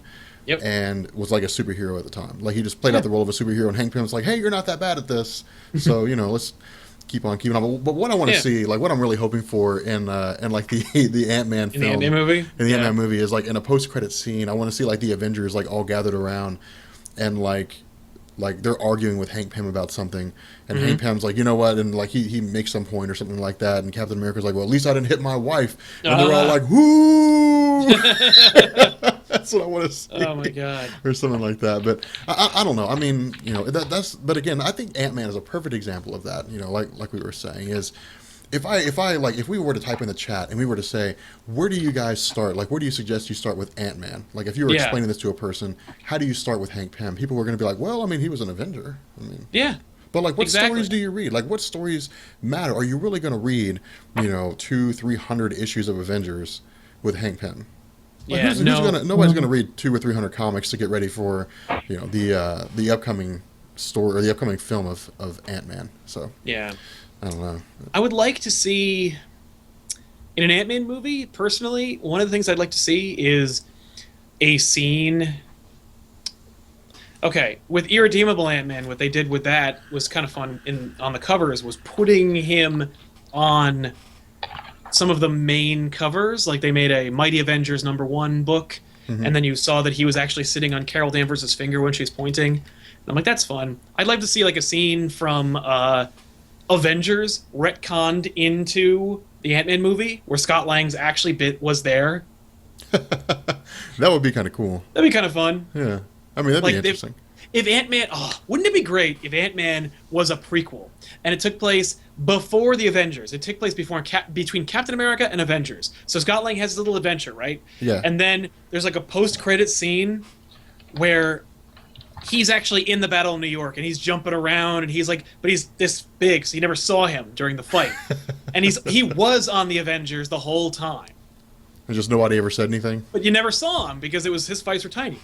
I mean, that was one of the cool things about Ant-Man is he's the size of an ant with the strength of a guy. So Yeah, I think that'd be really fun, and it'd be a Yeah. great way for them to like do this really cute little like, and then you don't have to explain why, like you don't have to do a stupid like, oh, we're putting Ant-Man on the team for Avengers 2 or 3. You just have him on there Yeah. and go. If you didn't see Ant-Man, then you don't know who he is. But screw you, you saw it. We know you saw it. Don't say you're gonna see Avengers 2 and you didn't see Ant-Man. We know you saw Ant-Man. I mean, they could just like, I guess, re-release the movie and just be like, see, like he was right there. Yeah. There you go. See? Yeah, Like, exactly. right there he He's is. there and there. But I don't know. I love mean, that. in all honesty, and even to be a little honest, I was a little surprised when they came out and said they were doing an Ant-Man movie. I was like, really? Yeah. Like, Yeah, I mean, that's where you go to. Ant-Man? yeah. Really? I was like Ant-Man, and I started thinking about it. I was like, well, the Avengers is just a stupid popular film, so Yep. maybe I don't know if their plans. I didn't read that much into it, but I don't know if their plans of doing an Ant-Man film were before the Avengers, or if it was just something they were like, oh my god, the Avengers are really popular. People are gonna freak if we don't do Ant-Man, so let's add him in. I think Ant-Man came up. I know that Edgar Wright had been attached to Ant-Man before Avengers came out. So like I feel like they'd been developing Ant-Man before they even knew that Avengers was going to do well.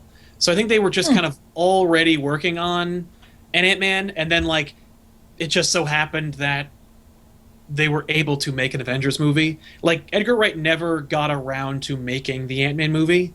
Like everything got delayed, and Marvel was also like, "Oh crap, Captain America's doing well. Oh crap, Iron Man 2 made like gangbusters. Like, just keep putting out those. Like, put that guy on the shelf. We don't have time to screw up the Marvel brand with a uncertain movie with a character called Ant-Man. We just don't have time." Yeah. But I think I think that was like, I think it was I think that they've been developing Hulk. I'm sorry. I think they've been developing Ant-Man since Hulk, Iron Man, and Captain America. I think that Okay. Ant-Man was like number 3 or 4, but Okay. it just took this long to get there. I mean, that makes sense because it'd be kind of a shock to me if they were just suddenly like, let's do Ant-Man, just like out of the blue. They're Oh, having yeah, lunch no. one day and it's like, let's just do an Ant-Man movie. I'm like, okay, cool. Yeah, whatever. no, they I mean- should have just no. I mean, like if when Edgar Wright left, they should have just said like, all right, well, we should probably just go get Black Panther and Doctor Strange and and Captain Marvel and just call it a day. Yeah. Like put out some flagship cool ass like movies that you know are going to be great and super rad. But because like a Black Panther movie will be super rad. I'm really looking forward to seeing it. Yeah, I'm curious who they're gonna pick to play the role because there's so many people. Honestly, like my initial thought was Michael Jai White, and then people were like, "But he's old," and I'm like, "Yeah, he is kind of old." So who else would we pick? And then Yeah. somebody said, "Do Idris Elba," and I was like, Yes. "That would be an awesome guy to play the role Yep. of T'Challa. Like that would be cool." Oh yeah. The only problem is he's British, so He could do another unless- accent. He was on. Remember? Did you ever see the episode of The Office yeah, where he was? yeah, he had an American accent, or I Yeah. guess didn't have an accent. Yeah, I mean, like he could just sound. I mean, like, and he does. Like T'Challa's not supposed to sound American. He's supposed to sound kind of African. So, like, Yeah. I'm sure he could do it. My other pick would be Chiwetel Ejiofor, the guy who played the operative in the Serenity movie. He was also in 12 Years a Slave. Oh yes, that is. God, he's got the most fucked up name ever. Yes, Chiwetel Ejiofor. or Yes, that's Ejiofor. that's what it is. Yeah, he's a British guy. That guy is, dude. He was such a cool. He was a believer. That's what he was in Serenity. Yeah, He was a believer. Yeah, that guy was a great character. He's a really good actor too. yeah, he The is. only good. the only problem that I would have with him is after doing 12. Or I guess the only problem Marvel would have with him is that after doing 12 Years a Slave, like, could they pay him enough? Oh yeah. I mean, he could be he like- would do it. I mean, I don't know, man. I mean, Well, Yeah, some, I mean- some actors are just get really excited about having the opportunity to be a superhero. Like, It's especially true. if they have any interest in that world, they're just like, "Hey, I'm just excited to be a part of it. Let's make this work, regardless of what my agent says I need to make. Let's find a way to make this work." Yeah. Also, that's I'll be true. right back. Yeah. Okay. Tiffany's gonna take a break. And yes, Terminal Noob, Idris Elba played Heimdall in Thor, Yes, he did. Yes, he did. and he I was forgot about that. friggin' cool. He was cool. I would also love to see Idris Elba. I mean, I know we're straying out of the universe here, but I would see Idris Elba as a Jon Stewart Green Lantern in a heartbeat. Screw Hal Jordan. Just do a Jon Stewart movie, or just make him the character. Like he would be really cool, and you could do the Trial of Jon Stewart, and that would be a really rad Green Lantern movie. I think somebody's anyway. sending me messages on here. Oh, is that me or is that Dave? Oh yeah, that was Dave sending me a message. But anyway, yeah. See, my experience with Jon Stewart as the Green Lantern is confined to like the Justice League cartoon show.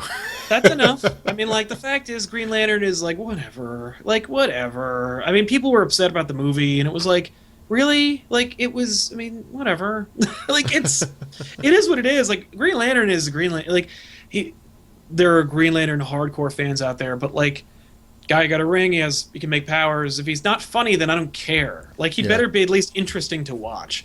Yeah. And I think Elba is mesmerizing as an actor, so it's cool. It's good enough to watch. Yeah. I've never sat down in a film that had Idris Elba and I said, "Oh my God, like this is just really wearing." Yeah, he is so terrible. Yeah, no, Yeah, it's- I've never had that experience. Like I've always like he's one of the few actors because I'm really picky about the actors, but like Tom Hardy, Yep. Idris Elba, a couple other people. If there's a movie coming out with them in it, like I will go see it. yeah. You know, so I've never really been in a position where I've been like, I'm not really digging this guy, but No. nonetheless, I'm really interested to see what the direction they go. And the other thing I'm really interested to see is what they do with Doctor Strange, with Stephen Strange. Yes. Because I've heard rumors abound. Like I've heard that Aaron Paul was cast to play the role. That Mm-hmm. supposedly Joss Whedon had tweeted out, "Congratulations, welcome aboard" or something like that. And Really? Aaron Paul, about playing Doctor Stephen Strange. I got to be honest, like most everybody on Reddit's calling it fake. If it's Yeah. not, I'd be disappointed because I love Aaron Paul. He was awesome as Jesse Pinkman in Breaking Bad, one of the best Right. TV shows ever. But I just don't see him playing Doctor Strange. Yeah. I've also heard Jack Houston might be playing Doctor Strange, so it could be. I'm not familiar with We Jack have no Houston. idea. He was on Boardwalk Empire. Oh, see, I only watched maybe the first 3 or 4 episodes of Boardwalk Empire. I couldn't get into it. I don't usually get into Showtime TV Yeah. shows. Yeah. He was also in. Well, doesn't matter. But he looks kind of like Stephen Strange, so it might work. It's better than being a distractingly well-known actor. Yeah. Yeah, Like- it might be interesting for them to get a no one to play a character like that, since Yeah. not a lot of people know who Doctor Strange is in the general public. Yeah. Yeah. To get someone who, when people see that, they just see Doctor Strange and not the actor Yeah. behind them. I don't know. It might be interesting. Yeah. It's kind of a balancing act too, because the other half of this equation is if they bring a well-known actor in, or at least somebody who's well enough known, like it'll bring legitimacy to the movie. Yeah. Because Doctor Strange is obscure to a lot of people. A lot of people know who he is. They're like, I know, Yeah. I've heard of Doctor Strange, but they don't like know about Doctor Strange. And you're talking about a movie that's going to move away from like the meta-human element, where you're talking about like Spider-Man, you're talking about Captain America, and you're talking about Iron Man, and like all the stuff that you've seen in all of the variations of Marvel character-based movies so far. Yeah. And you're going to have a guy using magic. So, Yeah. Yeah. Now, I really hope they don't do this, but I wonder if they've ever considered making him really young to I think they are. appeal to that teenage demographic who is into, Twilight and, all that sort Oh of my God. supernatural thing. You know what I mean? Like, couldn't you see that happening? Or they're just like, no, this will help to open the gateway to that because they just eat up magic, so whatever. They'll Right. bring in Robert Pattinson. Oh my God. I think people would storm Marvel Entertainment headquarters if they Yep. brought in Robert Pattinson to play. Oh my to God, play no. him. Yeah. No, Have no. you guys heard about the Captain America 3 guest stars? No, actually, I haven't. But I'm very 'Cause- excited to hear this news. Apparently, Jeremy Renner was supposed to be in Cap 2 Huh. as Oh, really? Hawkeye. Apparently, Hawkeye was supposed to like do a quick favor, like he was going to do a solid for Cap. Oh. Which is too bad. But there were enough characters, so it worked out fine. Man, Yeah. as an aside, real quick, I think Jeremy Renner has been terribly mismanaged in the Marvel Cinematic Universe so far. Jeremy Renner is an amazing actor. Yeah. And the fact that they've like relegated his character of Hawkeye to like this secondary guy Yeah. where nothing really happens, he's just kind of like an assistant more or less. Is The fact really that he disappointing. was controlled the whole movie Yeah. sucks. Because It does. he doesn't get to. I mean, they kind of infused a lot of the Hawkeye Cap rivalry into Iron Man, but it'd be so great to see Hawkeye argue with Cap over over decisions and leadership and stuff like that. Because that's a big part of the Hawkeye Captain America relationship was this rivalry, was this undermining of him. I really liked that, and I was sad to see them lose that. But apparently they want to bring him back.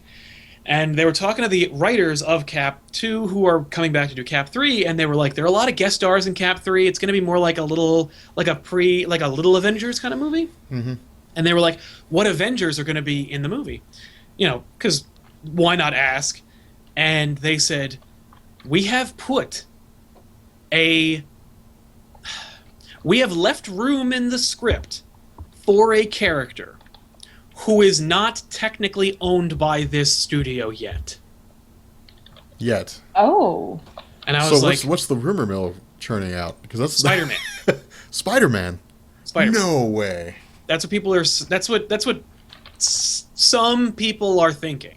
Let me tell you, man, Is- if I'm watching Captain America 3 and Spider-Man he's shows chasing up? somebody down and Spider-Man comes slinging across in front of him and tackles a guy, I'm going to shit bricks. I might die.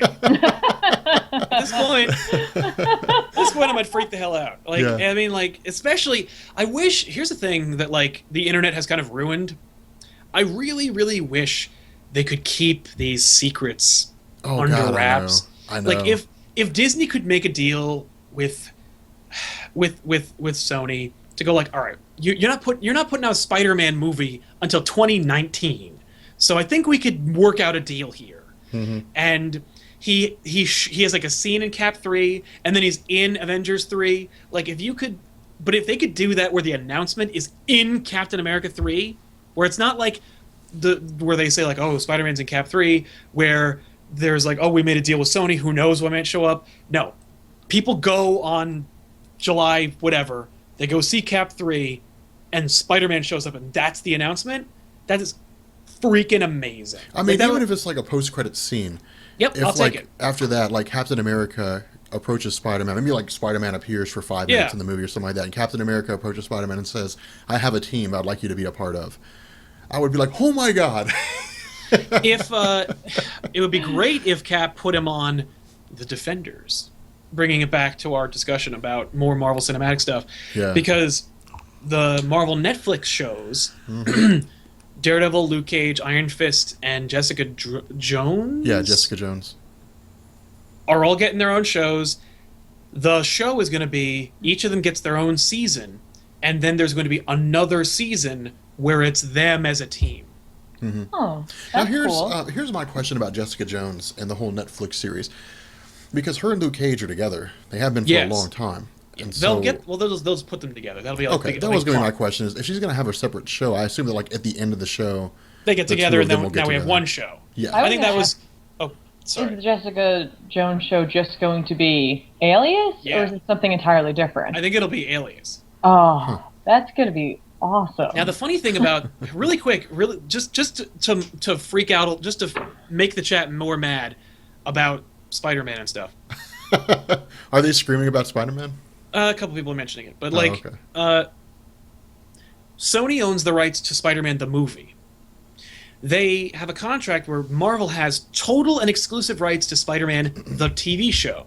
Now everyone assumed that they meant cartoons, but the verbiage in the contract does not state animated. It just says TV. So, since we know that the Netflix shows are in continuity with the movies, you could theoretically put Spider-Man in the shows without any write-off from Sony. He'd have to be a different Spider-Man, probably. It probably wouldn't be Andrew Garfield, but who cares? And you could then argue, well, Spider-Man is technically part of the Marvel Cinematic Universe because he's on the show. Mhm. He just wouldn't be able to be in the movies. But whatever. Yeah, like- I'd take it. I would take a I'm Spider-Man not gonna Daredevil scoff team at up. that. I would take a Spider-Man Daredevil team up more than any Spider-Man Avengers team up. I would yeah. love to see Spider-Man on the Defenders. Yeah. Like I'd love to see an Ultimate Defenders kind of thing, because that's what they did in Ultimate Universe, where like it was Daredevil and Moon Knight and Spider-Man. Speaking of which, I'd love to see a Moon Knight show, but only based off the Warren Ellis recent run. That would be amazing. In all honesty, man, if Marvel came out and said we're doing a Moon Knight TV show, or even said like we're including Moon Knight in the Marvel Cinematic Universe, I wouldn't really care.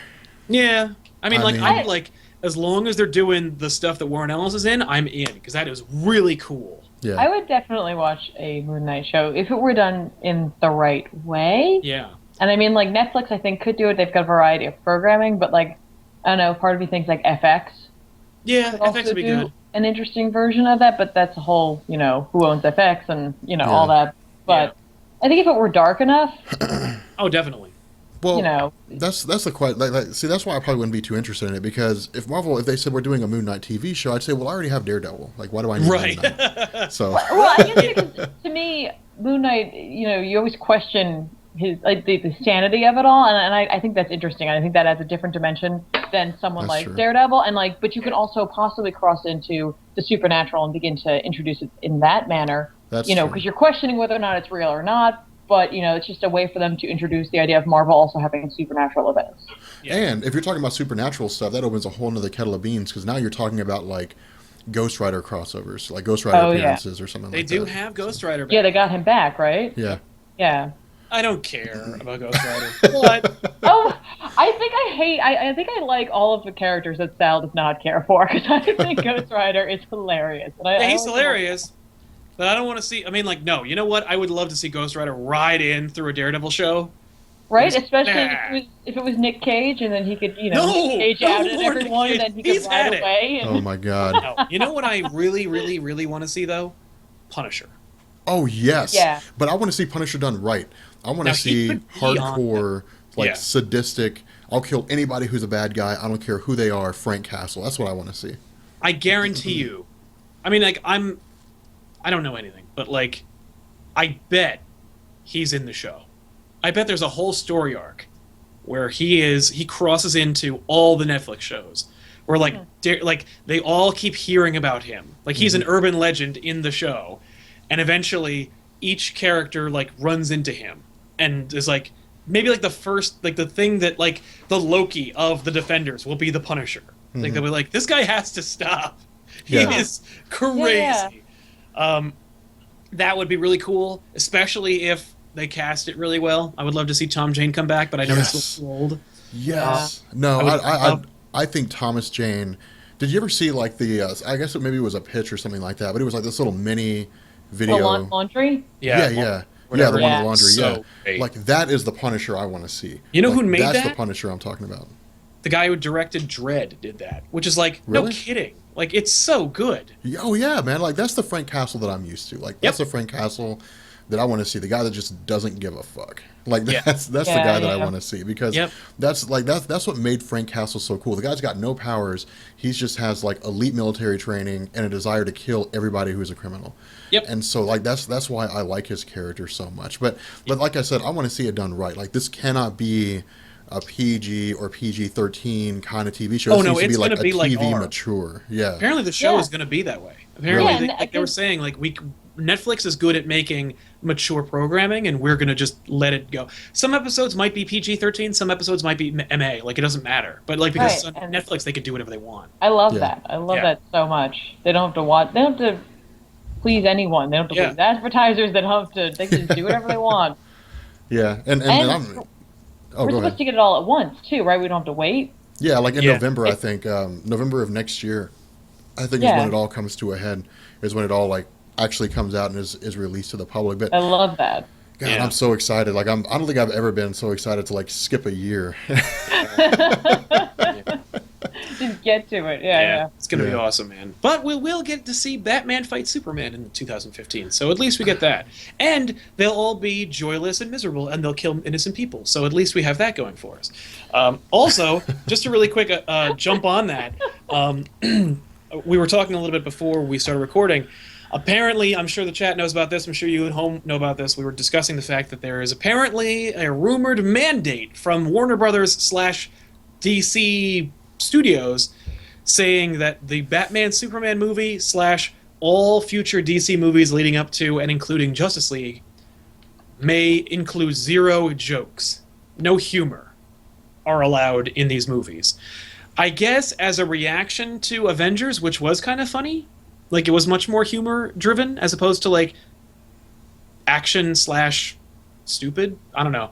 Like, but I think it shows a real, if it's true, and we don't know if it's true, but I think it shows a real, like, I don't know.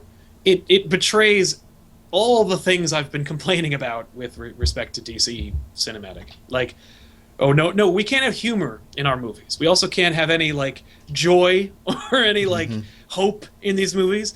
I don't want to see any. And if we can get away with having a Batman movie but not have Batman in it, like, if we could, like, make a Batman movie, but, like, he's Batman maybe, like, 25% of the movie. Can we do that? And they did, and it was called Dark Knight Rises. Yeah. I mean, like, DC is just so, like, look, they stopped writing Harry Potter books. I'm so sorry that we can't make any Harry Potter movies. We own all these DC comic movies, and we know you're going to go see them, but I'm really sorry you have to see it. Look, I promise you, like, you know, like Anne Hathaway is in it, and she's hot, and you'll enjoy that. Like, Batman's in it for a little bit, but don't worry, it's not very long. And, like, listen, I know we have to make a Superman movie, and it really sucks because, like, he's so stupid, but I promise you, he'll only be Superman a little bit, and no one will call him that. So Wait. it won't even feel like a Superman movie. So Here's just a get question through it, about- give us our money, and we'll move on. Here's a question about the no jokes policy. It's just going to be in the movies, correct? Yes, the shows are totally different. Well, that's what I'm saying. Like, if DC's trying to bring people in via the shows, you know, they're building audiences that way, and then those people go and see movies that are without humor. Yeah. Don't you think that those people are going to feel disconnected, or, you know, be like, well, this isn't at all what I was watching before, like not even remotely. Oh, I think it's just a way like it's for not them. even the same tone. Like, Yeah, you know. I think they're trying to go for a totally different tone than Marvel. They're just trying to make it so that But I mean, don't even get are they confused. going to be including characters like the Flash in Yes. the movies? Yeah. Oh, Batman versus Superman will have the following characters in them: Batman, Superman, Aquaman, Cyborg, and possibly the Flash and Wonder Woman.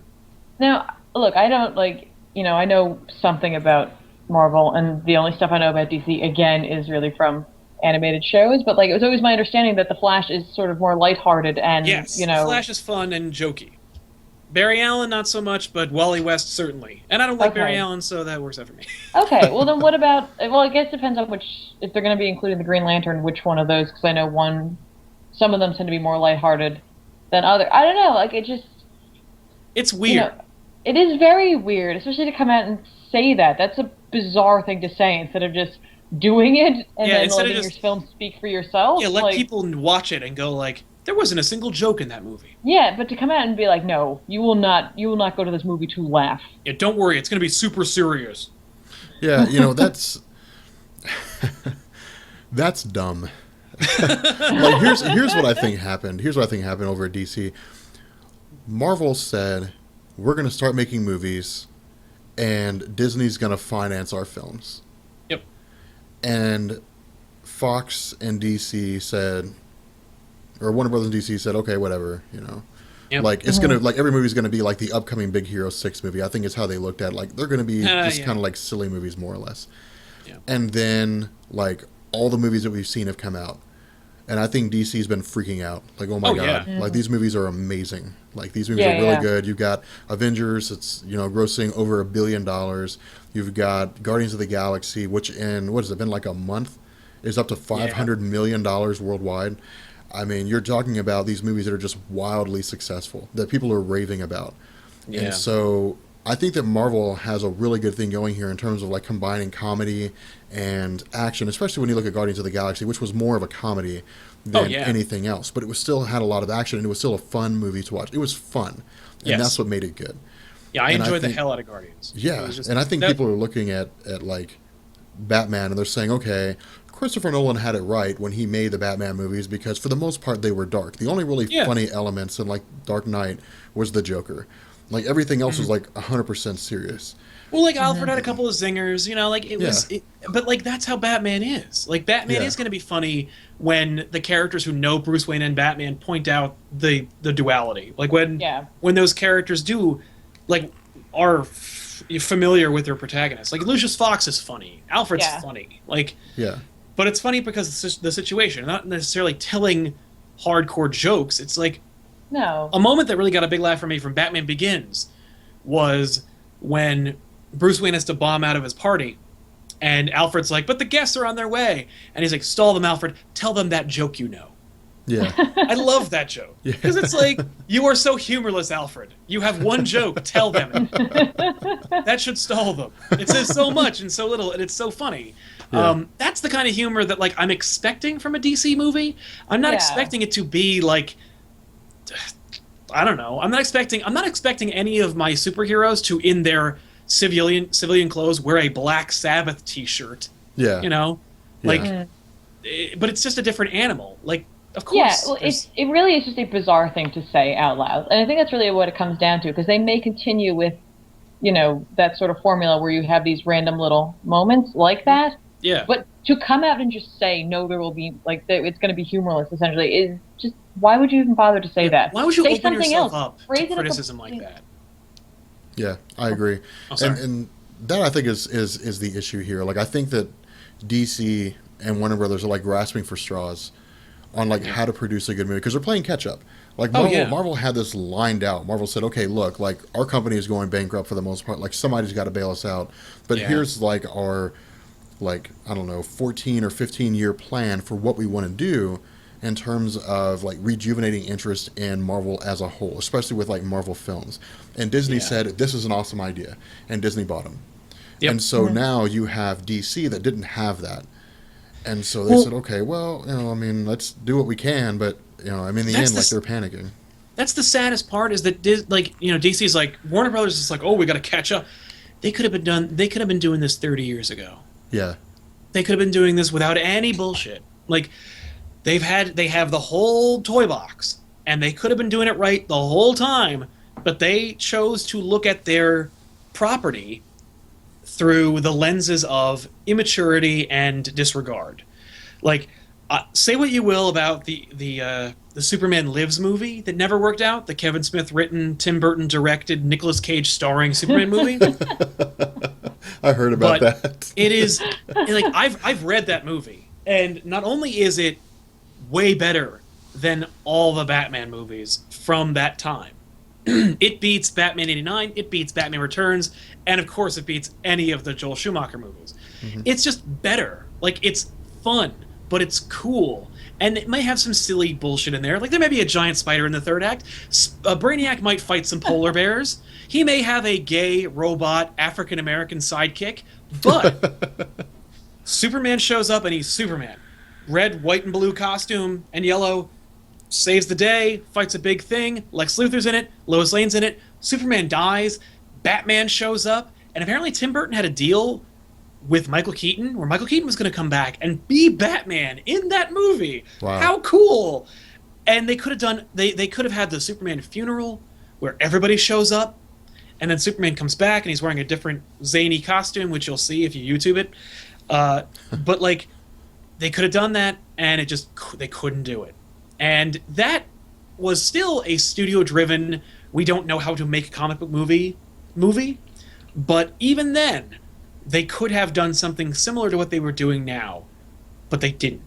And it's like, they just, like, what a missed opportunity to make a DC cinematic universe. Yeah. Like 20, 30 years ago. Well, here's the other thing, too. Like, I would say the thing that really hurt DC's ability to make, like, future good movies was Yeah. Heath Ledger dying. Yeah. And here's why. If after The Dark Knight Rises, or Dark Knight happens and then Dark Knight Rises, Christopher Nolan had come back and said, we're going to make a movie about the Killing Joke. Like, that would have just immediately elevated DC movies, because it would have been Heath Ledger as a Joker, and then it's about, like, the supposed origins of the Joker. And people would have loved that story. Like, people would have freaked out if they'd seen that. They would have just totally skyrocketed Marvel films or DC films, and then it just would have taken on a life of its own and gone from there. And they'd be up there with Marvel right now. Yep. But instead, it's just kind of like, well, I mean, whatever, DC films, who cares? Yeah, they like. It was also, I think their first legitimate attempt to make to follow the Marvel formula was Green Lantern.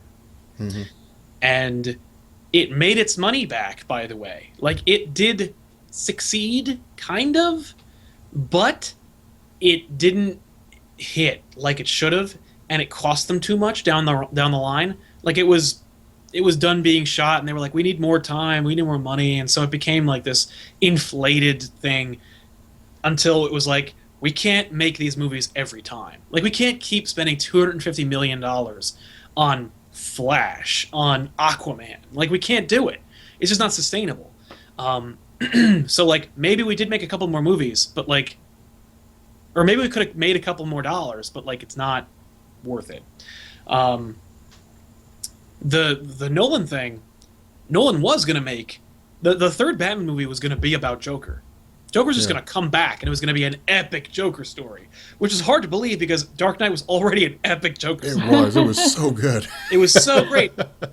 Like, what a disappointment that, like, we didn't get that last story, because I think it would have, like you said, like, I think it would have spelled a better, like, it would have been better for everybody. Now, Nolan didn't want to make any more, so he wouldn't have done it. Like, so it still would have been like the last Batman story for Nolan, but it might have been less of a joke for people, because, like, Dark Knight Rises is cool, it's serious, it's epic, but it's also, like, silly, and it's got a lot of holes, and it's not really well written. So, like, a lot of people have a lot of problems with it. So it didn't really give them the kind of, like, boost and the kind of, like cojones to go forward with more stuff.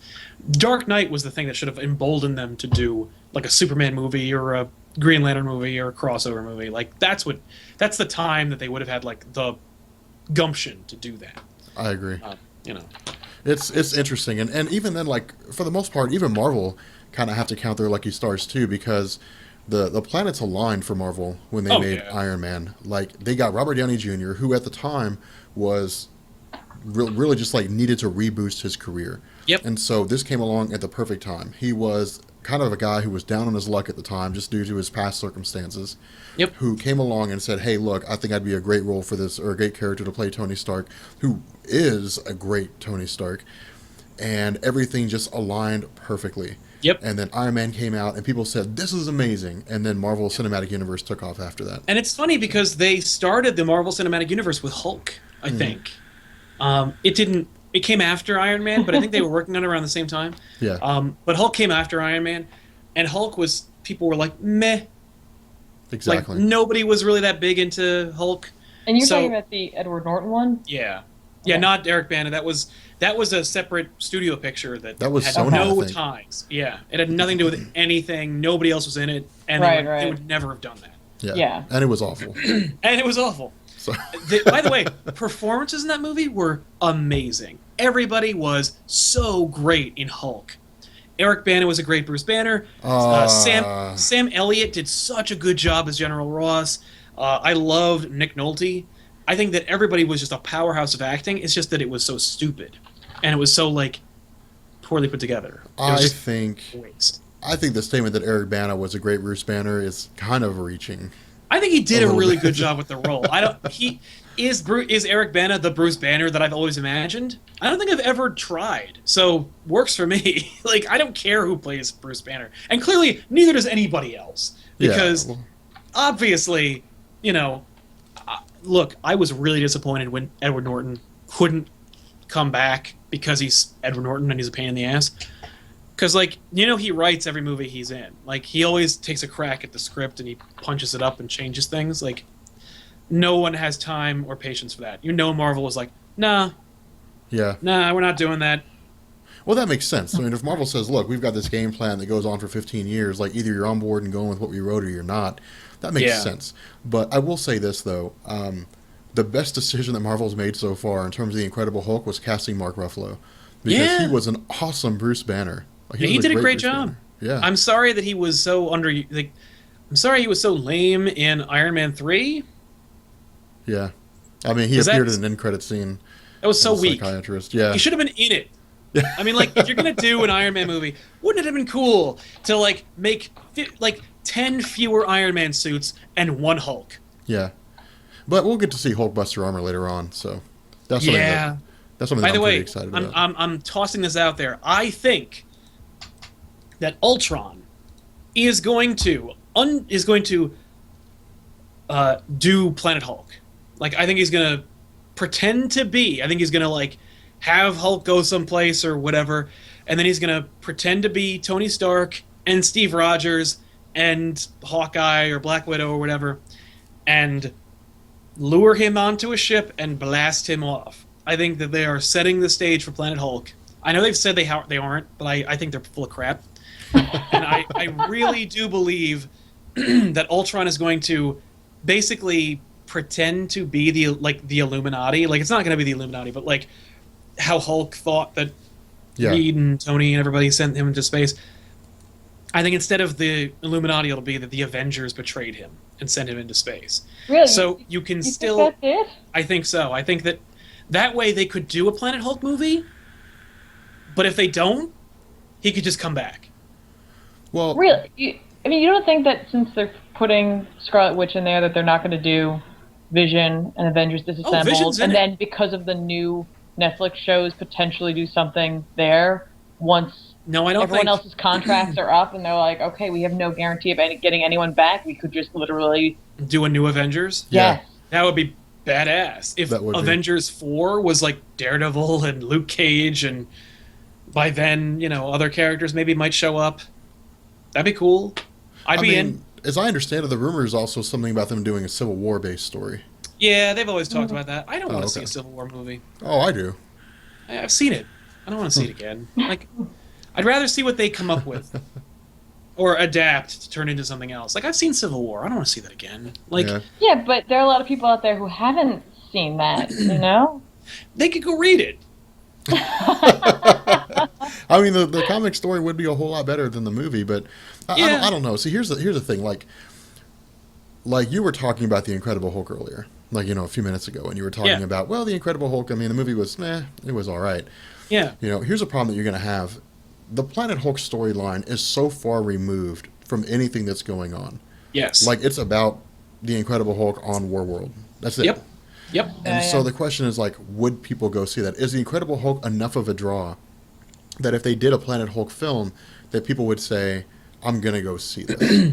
I think Marvel thinks that it doesn't matter because Guardians of the Galaxy sold like gangbusters. And I think that having Hulk in it would only make it even better. I think for them, No. as long as it says Marvel on it, and like A, people will go see it, and B, if Hulk's in it, even better. No, Yeah. I think that Marvel looks at the Hulk and they think to themselves, you know what the Hulk's great at? Interacting with other members of the team and Yeah. not having to animate the Hulk constantly. Well, we know It's that Mark great. Ruffalo, yeah. Well, we know that Mark Ruffalo doesn't want to see Planet Hulk because there's no Bruce Banner in it. Hmm. Right. So he is at least like, no, let's not do that. But No. you know, I think that'd be cool. Didn't they already do the animated film anyway? I feel like Yeah, they and would it's want to. Well, regardless of its quality, I'm sure they're like, why would we do it again? Oh, Hold on, because- you said you because thought it was nobody's- awful? Yeah, the animation was terrible. Oh, the story was God, like, you know what? The story was great, but the animation sucked. It wasn't anywhere. No, it wasn't good. You can't let them have it because they are Disney. They could do anything. They could do great animation, but Were they didn't. Disney at the time? No, they weren't. But Well, there you we go. don't want Disney to think that it's okay. Like, Doctor Strange looked like crap. Iron Man looked like crap. The Ultimates movies were awful. Not only were they Well, I awfully don't written, but they think that looked Disney- terrible. I don't think that Disney would ever, if they were if and when they do more animated Well, films. they already are. Like But I'm sure they would rather trust their own guys. Like they're going to be putting their names on it essentially as well. the Avengers cartoon looks like ass. It's horribly animated. I think you have a different standard of animation. Yes, and I do. it's I have a very- higher it is- standard of It animation. is a very modern styling to some degree. You know what I mean? It's The- not super the Justice stylized. League- And, I mean, you look at Justice League, it was great. You look at Spectacular Spider-Man, looked great. Even Ultimate Spider-Man is still not as bad as the Avengers cartoon. And I don't mean, by the way, Earth's Mightiest Heroes was also awesome because it Yeah. had a style. Avengers, whatever the hell, Avengers Assemble yeah. looks like garbage. Hulk and the Agents of Smash is garbage. Like all the Disney-driven. Okay, well that's not aimed for you. I think Hulk and the Agents of Smash is not created for. I don't know who that's. Yeah. Like I don't think that's aimed at you. I mean, I think it's aimed at younger kids. I think and it's aimed for like animals because it's like it's stupid and it doesn't make any sense. It's just something to have on so your cats think you're home when you go to work. Like, I mean, like the Hulk versus Wolverine, Hulk versus Thor. Those looked great. Those were great. They were written fun. They also were not afraid to play with continuity. They also weren't afraid to like throw in characters and do something interesting. The voice acting was on par. It was terrific. They need to do more DC-like stuff. Like it's funny. DC's trying to be like Marvel, and Marvel should try to do what DC did with their direct-to-DVD movies. Just unlike DC, they need to have somebody who knows what they're doing, like Bruce Timm, and not let them quit and then let their animation go to crap. Because that's what DC Animated did, and that's why like everything since Dark Knight Returns is horrible. Like See, I never really watched. The only real DC animated films that I watched, I think it was Black Adam. that was cool.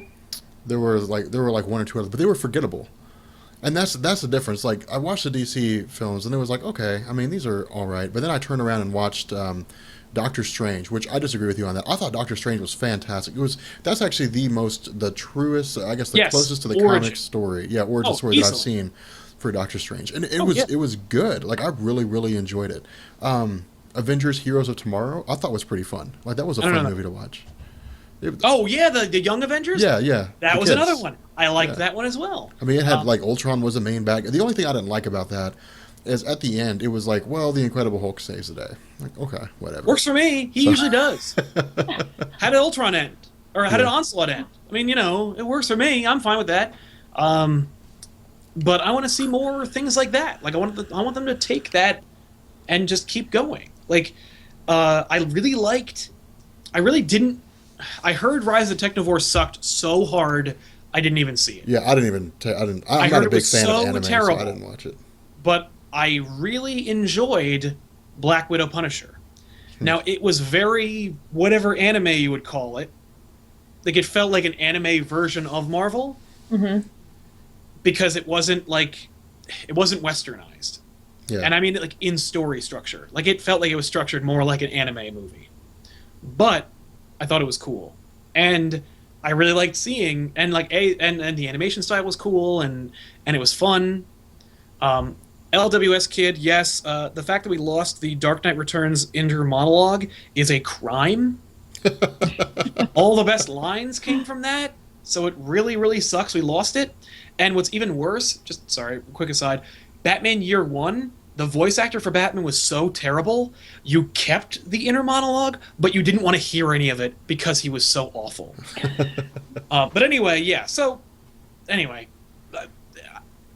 I feel like you're an animation studio. Make good animation. The fact that they canceled Spectacular and Earth's Mightiest to make way for inferior products is a slap in the face of people who want to absorb your material. I want to buy your things. I'd like to buy that. Well, you can't have that because another studio made that. I own it and I could make more of it, but I'm not going to. I'm going to make something like that, and trust me, it's better. And it's not better. Then I don't want that.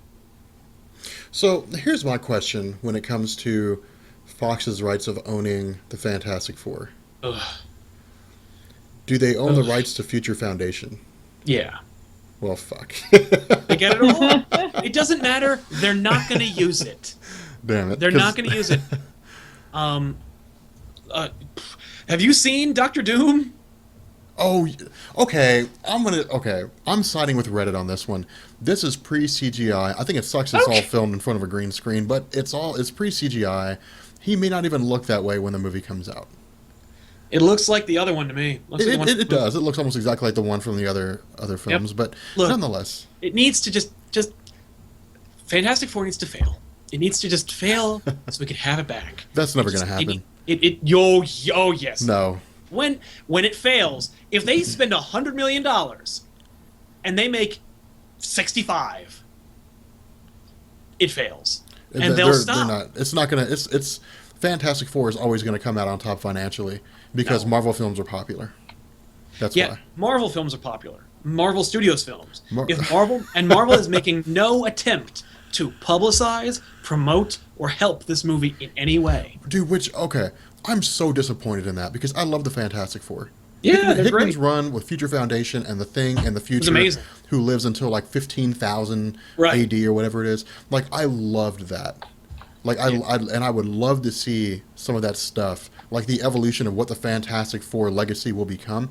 Like, I want to see that in like the Marvel Cinematic Universe, or even then, like just in like the comics, just to see that keep going and going, and to see more discussion about that. And I don't like that Marvel's shoehorning the Fantastic Four into the back and just shuffling them to oblivion more or less because they don't want to contribute to Fox making money. They'll be back once the movie's out. They'll be back. I mean, it needs to fail so we can have Doctor Doom fight Captain America, so that we can have the Skrulls be in the Galaxy Guardians of the Galaxy 2. Hey, we have Super Skrull. We have so Super we can Skrull. have they have Super Skrull. Oh, we don't have Super Skrull? I thought Marvel had. Marvel and Fox own the Skrulls, but Fox has exclusivity rights for Super Skrull, which keep it. So, like, you don't like cares? Super Skrull? Who cares? He's got the powers of the Fantastic Four. You don't like Super Skrull? What? That's the.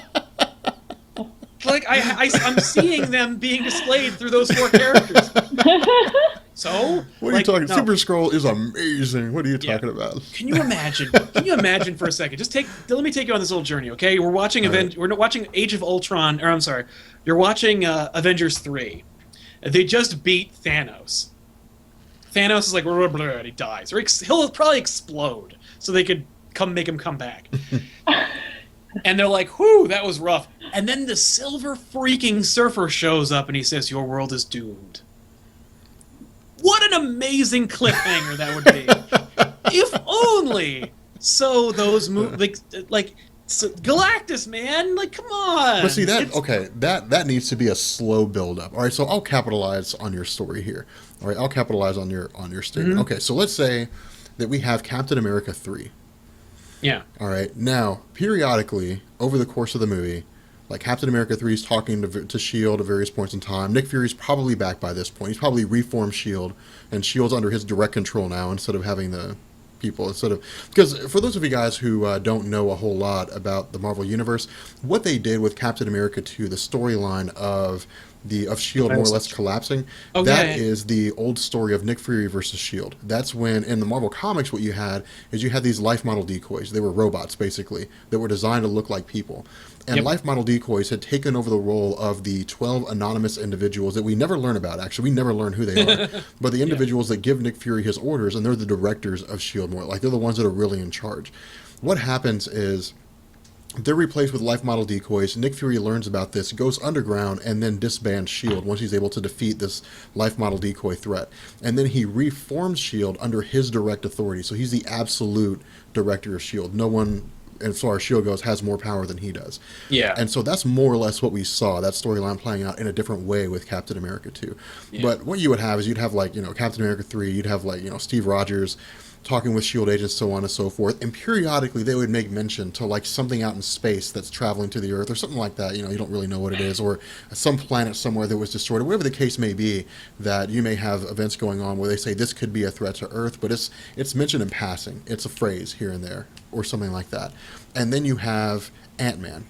Yeah. And you have Hank Pym, who, when you first pick up with him, when Scott Lang, I guess, is being introduced to Hank Pym, or whenever it is he gets the Iron Man armor, that Hank Pym is monitoring some kind of extraterrestrial thing or something like that. And again, it's just in passing and so on. And this goes on for 2, 3, maybe 4 movies. And then at the end of a movie, that storyline, like you said, comes in where Yeah. everything seems to come to an end. Or maybe it's just a minor film. It's not even like a major film. It's just a Yeah. minor story. Black Widow gets her own movie or something like that. Right. That'd be And great. then, like, Silver Surfer shows up at the end. Or you see Silver Surfer, like, traveling to the planet Earth. Yeah. Like, that would be awesome. But that's never going to happen because Fox is going to own the rights to the Fantastic Four forever. The law states, No, they the won't. contract states, as long as they reboot the movie, as long as they keep making movies, they Yeah. are going to own the rights to the film. And as long as the movies are going to make money, man, I'm telling you, the movies are going to keep making money. And as long as No, the they movies are won't. making money, yes, they No. will, Sal. I promise you, man. No, they won't. I'm telling you, like, this movie is going to do. It's going to do poorly. It'll do poorly, but it's not going to do as bad as you think. It will do poorer than the money that Disney will pay them to have it back. Let me tell you something, man. I don't know why Disney doesn't do that. You're talking about They did. a powerhouse. That's the problem. Disney did make an offer, and Fox said no. Well, they need to make a better offer. I know. Well, after this movie bombs, It's they not going won't to have bomb, to. man. It's not It's going to not. bomb. Well, all right. It's going to bomb in their estimation. They're going to spend $250 million in this stupid Fantastic Four movie. It's going to make, like, I'm going to say 25 opening weekend, maybe 35. It'll do better than that. They'll probably come out $100 million on top of what they spent. No, They'll pull not in $100 $100 million. I think No they will. way. They'll, Once that the movie- reviews come out, and especially if it's up against anything else, and you know Marvel's going to fast track anything to come out against that. You think so? Oh yeah. I don't know, man. I mean, I think this movie it'll probably end up grossing. It'll gross less than $500,000, definitely. When is it slated to come out? don't even know. 2016, I think. Okay. I thought it was 2016. I'm pretty sure it is. 2015. 2015. Okay. Oh. So next year. Well, that was a terrible idea because we have Avengers Age of Ultron coming out next year. Ant-Man comes out later on next year. And Batman vs Superman. What a It is- terrible decision on behalf of Fox. Yeah, that's what I'm telling you. Okay, so These you guys might be don't right know. here. This I movie will don't- probably yeah. flop then. I hadn't even thought of okay. You're probably right. All they I have to hope do so. is I don't want to be like I don't want to be right because because you would be wrong. I just want to have it back. I want to Yeah. see these things that work together so well instead of them trying to like make sequel after sequel of these characters that you don't like and they don't get it. And the only person who they have in charge over there is Mark Miller. And Yeah. like he doesn't know. Like he's not who I go to for that. Like Yeah, their Like- best bet if they wanted to make a successful movie, they need to have Hickman on as like a consultant for the Fantastic Four films. I mean, Yeah. that'd be my advice. Obviously, Yeah. they're not going to be able to. I mean, Oh, Stan Marvel Lee's will be not the like, guy you want to "Don't do pick it." up anymore. So Oh, Marvel will be like, Hickman, you better not take that job. yeah. Oh, I guarantee Yeah. yes. Oh, I guarantee that Marvel sat down with Hickman and they said, "Look, if Don't Fox help comes them." to you and you accept an offer, like you're totally separated from Marvel. Like we're not gonna have we'll never bring you back, and you'll never write another story here again." I guarantee, yeah, maybe exactly. maybe not in so many words, I but think I he's done guarantee any- that was the message that was. I think Hickman might be leaving Marvel anyway. I don't know if he plans on leaving or not, but I do know that he still has an active role in the Marvel community at this point. So, what he's actually doing is, I mean, I don't know. To my knowledge, he's not right. I mean, they're not doing any more Fantastic Four stories No. on like the mainstream. So, Yeah. but I'd be curious to see what else they would give him that he could. Hell, man, give him all new X-Men shit. Right? Yeah, Hickman would at least be I know like, you guys ooh. are fans of that, so. Yeah. Oh, yeah. Yeah. It's so much fun. But I quit Hickman's New Avengers because it was too out there. I couldn't do it. You didn't like I think- seeing him travel to 30,000 years in the future? No, none of that. Are they trying to make the Fantastic Four younger to reach a younger audience with this movie? Mm-hmm. Maybe. Or, I mean, it just seems, because Sal and I were just talking about this, like, they seem incredibly youthful, so I'm wondering, how are they going to be doing an origin story? And if so, how are they going to be in space? In Well, order they're I don't using think the they're going to be in fans- space. Yeah, they're using the Fantastic Four from the Ultimate Universe, I think. Or at the very least, they're using the Ultimate Universe version of Johnny Storm, which is why he's a black guy. right. Which, okay. by the way, Michael B. Jordan is amazing. Yeah, he's a great actor. He's awesome. He was awesome in Chronicle. And Chronicle, so yeah. I am Yeah. not at all disappointed Hey. to see him play the role of Johnny Storm. He would also Well, be a great. He would also be a great Black Panther. I would also He- see him as a young Luke Cage. He would be a good Black Panther, but I think he's too young. Yeah. I mean, have it wouldn't no be problem believable. with them using an Ultimate version like that. I think that, I feel like Fox is doing it for disingenuous reasons. Yeah. Oh Like, yeah, I mean, have no and like illusions. Yeah. That really bothers me. Like, I never have a problem with that sort of change, but I do have a problem with the reason behind it for the Yeah. most part. Like, they're only doing it because they're like, that's going to get you in, and it's like Yeah. that's not a reason. Yeah, to do it. there's no the altruistic motive here. It is people sitting down and saying, how the hell is it that Susan Storm can be a white chick and Johnny Storm can be a black chick? Like, how the hell does that Like, work? Yeah. And that's what people are going there to try to find out. Like, Yeah. that's what they're doing. I'm sure. You know who else he would be great as? Miles Morales. You know what? Let me tell you something. If you know what? Let me tell you something. If Miles Morales shows up, and no, it would not be cool. I hate Miles Morales. What? I You hate Miles Morales. He is not Peter Parker. Peter No. Parker is the only Spider-Man there needs to be. There doesn't need You to know, be any other Spider-Man besides. I said the same Peter Parker. thing. I said the same thing. I read every issue. I own every issue of Ultimate Spider-Man. Nobody was more upset at the death of Peter Parker than me. Miles Morales gets a pass. I don't like him. He I earned don't he like earned a Miles spot. Morales. I was at first I was like, this is so like I was so offended at the idea of like, oh, so he's black and Hispanic. Like we got to make him like these two ethnicities, and then make him like and they really like ran him through the ringer as far as like, hey, we got to do the New York City school lottery, and like he's Yeah. poor, and it's like, oh my god, like what a like I felt like it was really pandering in a way, or it was kind of like a way for them to be like, let's just make him as hard luck as we can, and it was like, no, it actually turned out to be a really good story. Like I really liked him. You know, He's really young for the character that he's playing. Like he acts a lot older than he was. Mhm. But I mean, I understand what you're saying, man. But at the end of the day, like to me, when you're talking about characters like old school characters they were like original established characters. Yeah. Change their origin stories, change how it is they got their powers, whatever it is. Yeah, that's fine. But that character needs to be like Peter Parker needs to be Spider-Man. Like I'm just maybe a traditionalist like that, but I'm picky when it comes to that kind of stuff. Now the new characters, I could care less. You know, Polaris, I don't care about her. All right, Polaris could be they could very well just reintroduce Dazzler and say Dazzler is the new Polaris, and I won't care.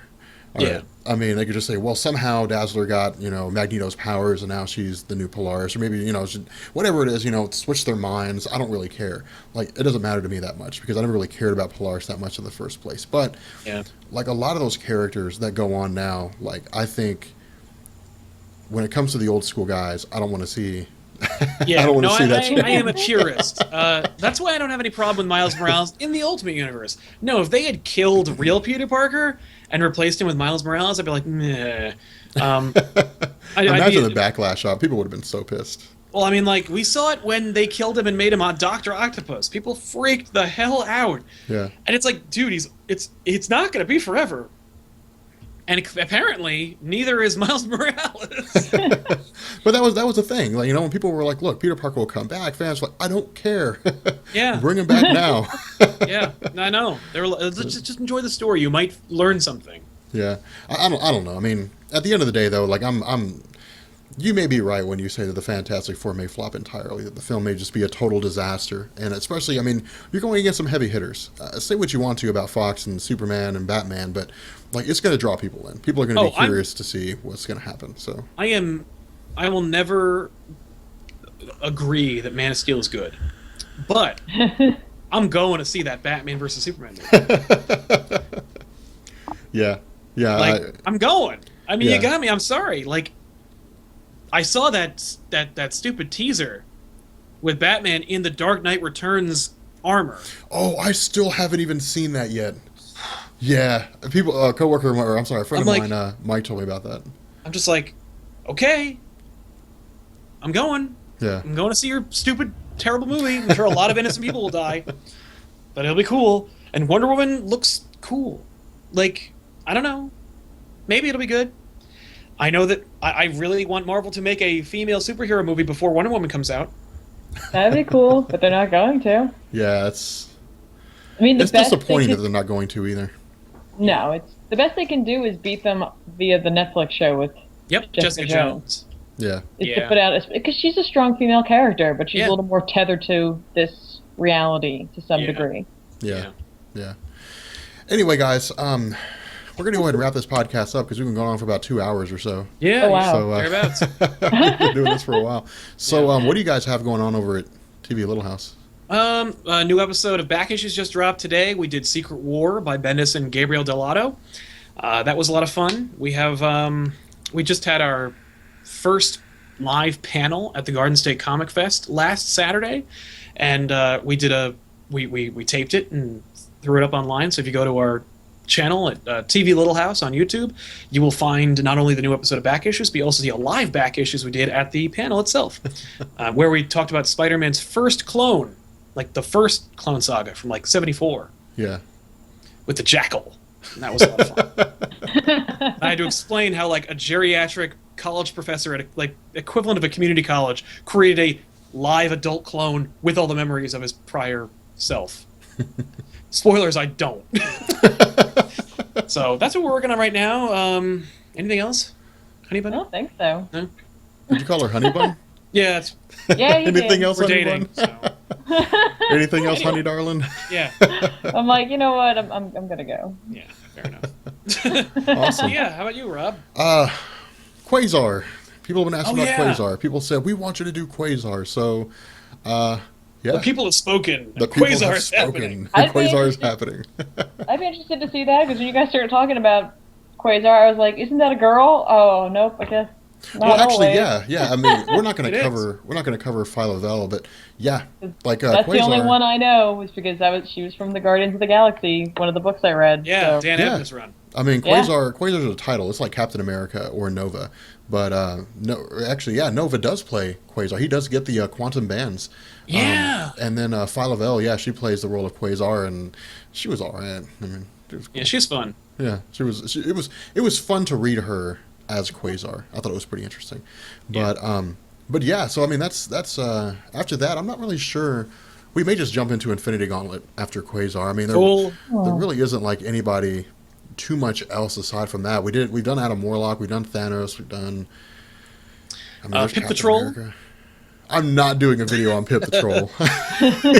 Nah, I'm not doing a video on him. good. No way.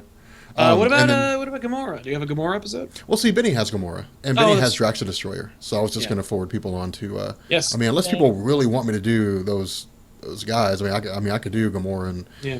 Drax the Destroyer. People But really if want not, to see it. go but to Comic Storian on Yeah. YouTube to check that out. go check out Benny's channel and watch those videos. Yeah, that's right. Watch them up. Get ready for Subscribe and Infinity like. Gauntlet for the That's right. the gauntlets. The gauntlets. Have you seen that they repainted the Hulk hands into the Infinity Gauntlet? No. Like, you know the Hulk hand where it's like a thing and you hit it and it says "Rah." Oh, okay. I thought you were talking about like in the movie. No, like they took the toy and they repainted it and they made it into an Infinity Gauntlet toy. You can get it. Like I think they had it as a San Diego exclusive, but now they're selling it as like if you buy all the Guardians of the Galaxy figures, it comes with the Infinity Gauntlet. I kind of want that. Yeah, like, I mean, I'd kinda like to fun, have that. right? It's big, so like it would look like it would fit on Thanos, so it would be a little too big for me. Yeah, I would love that. yeah, that'd be pretty awesome to have. That's Yeah. why, dude, I'm really excited for New York. Yeah, it's 'Cause, gonna be fun. like, I've never been to like a major convention like that before, so Well, then it's gonna be something else, man. For those of you at home, the lot of us, that is to say, everyone from the Weekly Poll, including Tiffany, Yep. is going to be at New York Comic Con this year. So, yeah, it's gonna be fun. oh, yeah. I mean, like, I would love to see I would love for us to do something there. You know, like some kind of thing, like if we did a live whatever. But like, it's too late to do that, and it's not going to happen. And you'll also see everybody on TV Little House in some capacity. We're either going to do like a bonus round or a bonus round. We'll either do a back issues or a off the rack or some kind of like live chat kind of thing. Yeah, Either way, it'll be a hoot. yeah, it'll definitely be really, really fun. Like, I'm really excited for it. So, Yeah. with that being said, yeah, I think that pretty much brings us to an end. Yep. This was an awesome podcast. Yeah, thanks for having us on, man. I'm glad we got a chance to do this. Oh, it's fun, man. We weren't sure if we could do this like early or if we were going to do it later on tonight, but I'm glad we did it now because we could be here to participate. Yeah, definitely, man. It's always fun talking to you guys. Yeah. So, Thank you. okay, well, yeah. So we'll catch you guys later. Yeah. Peace. So long, everybody. Bye. I'm Iron Man.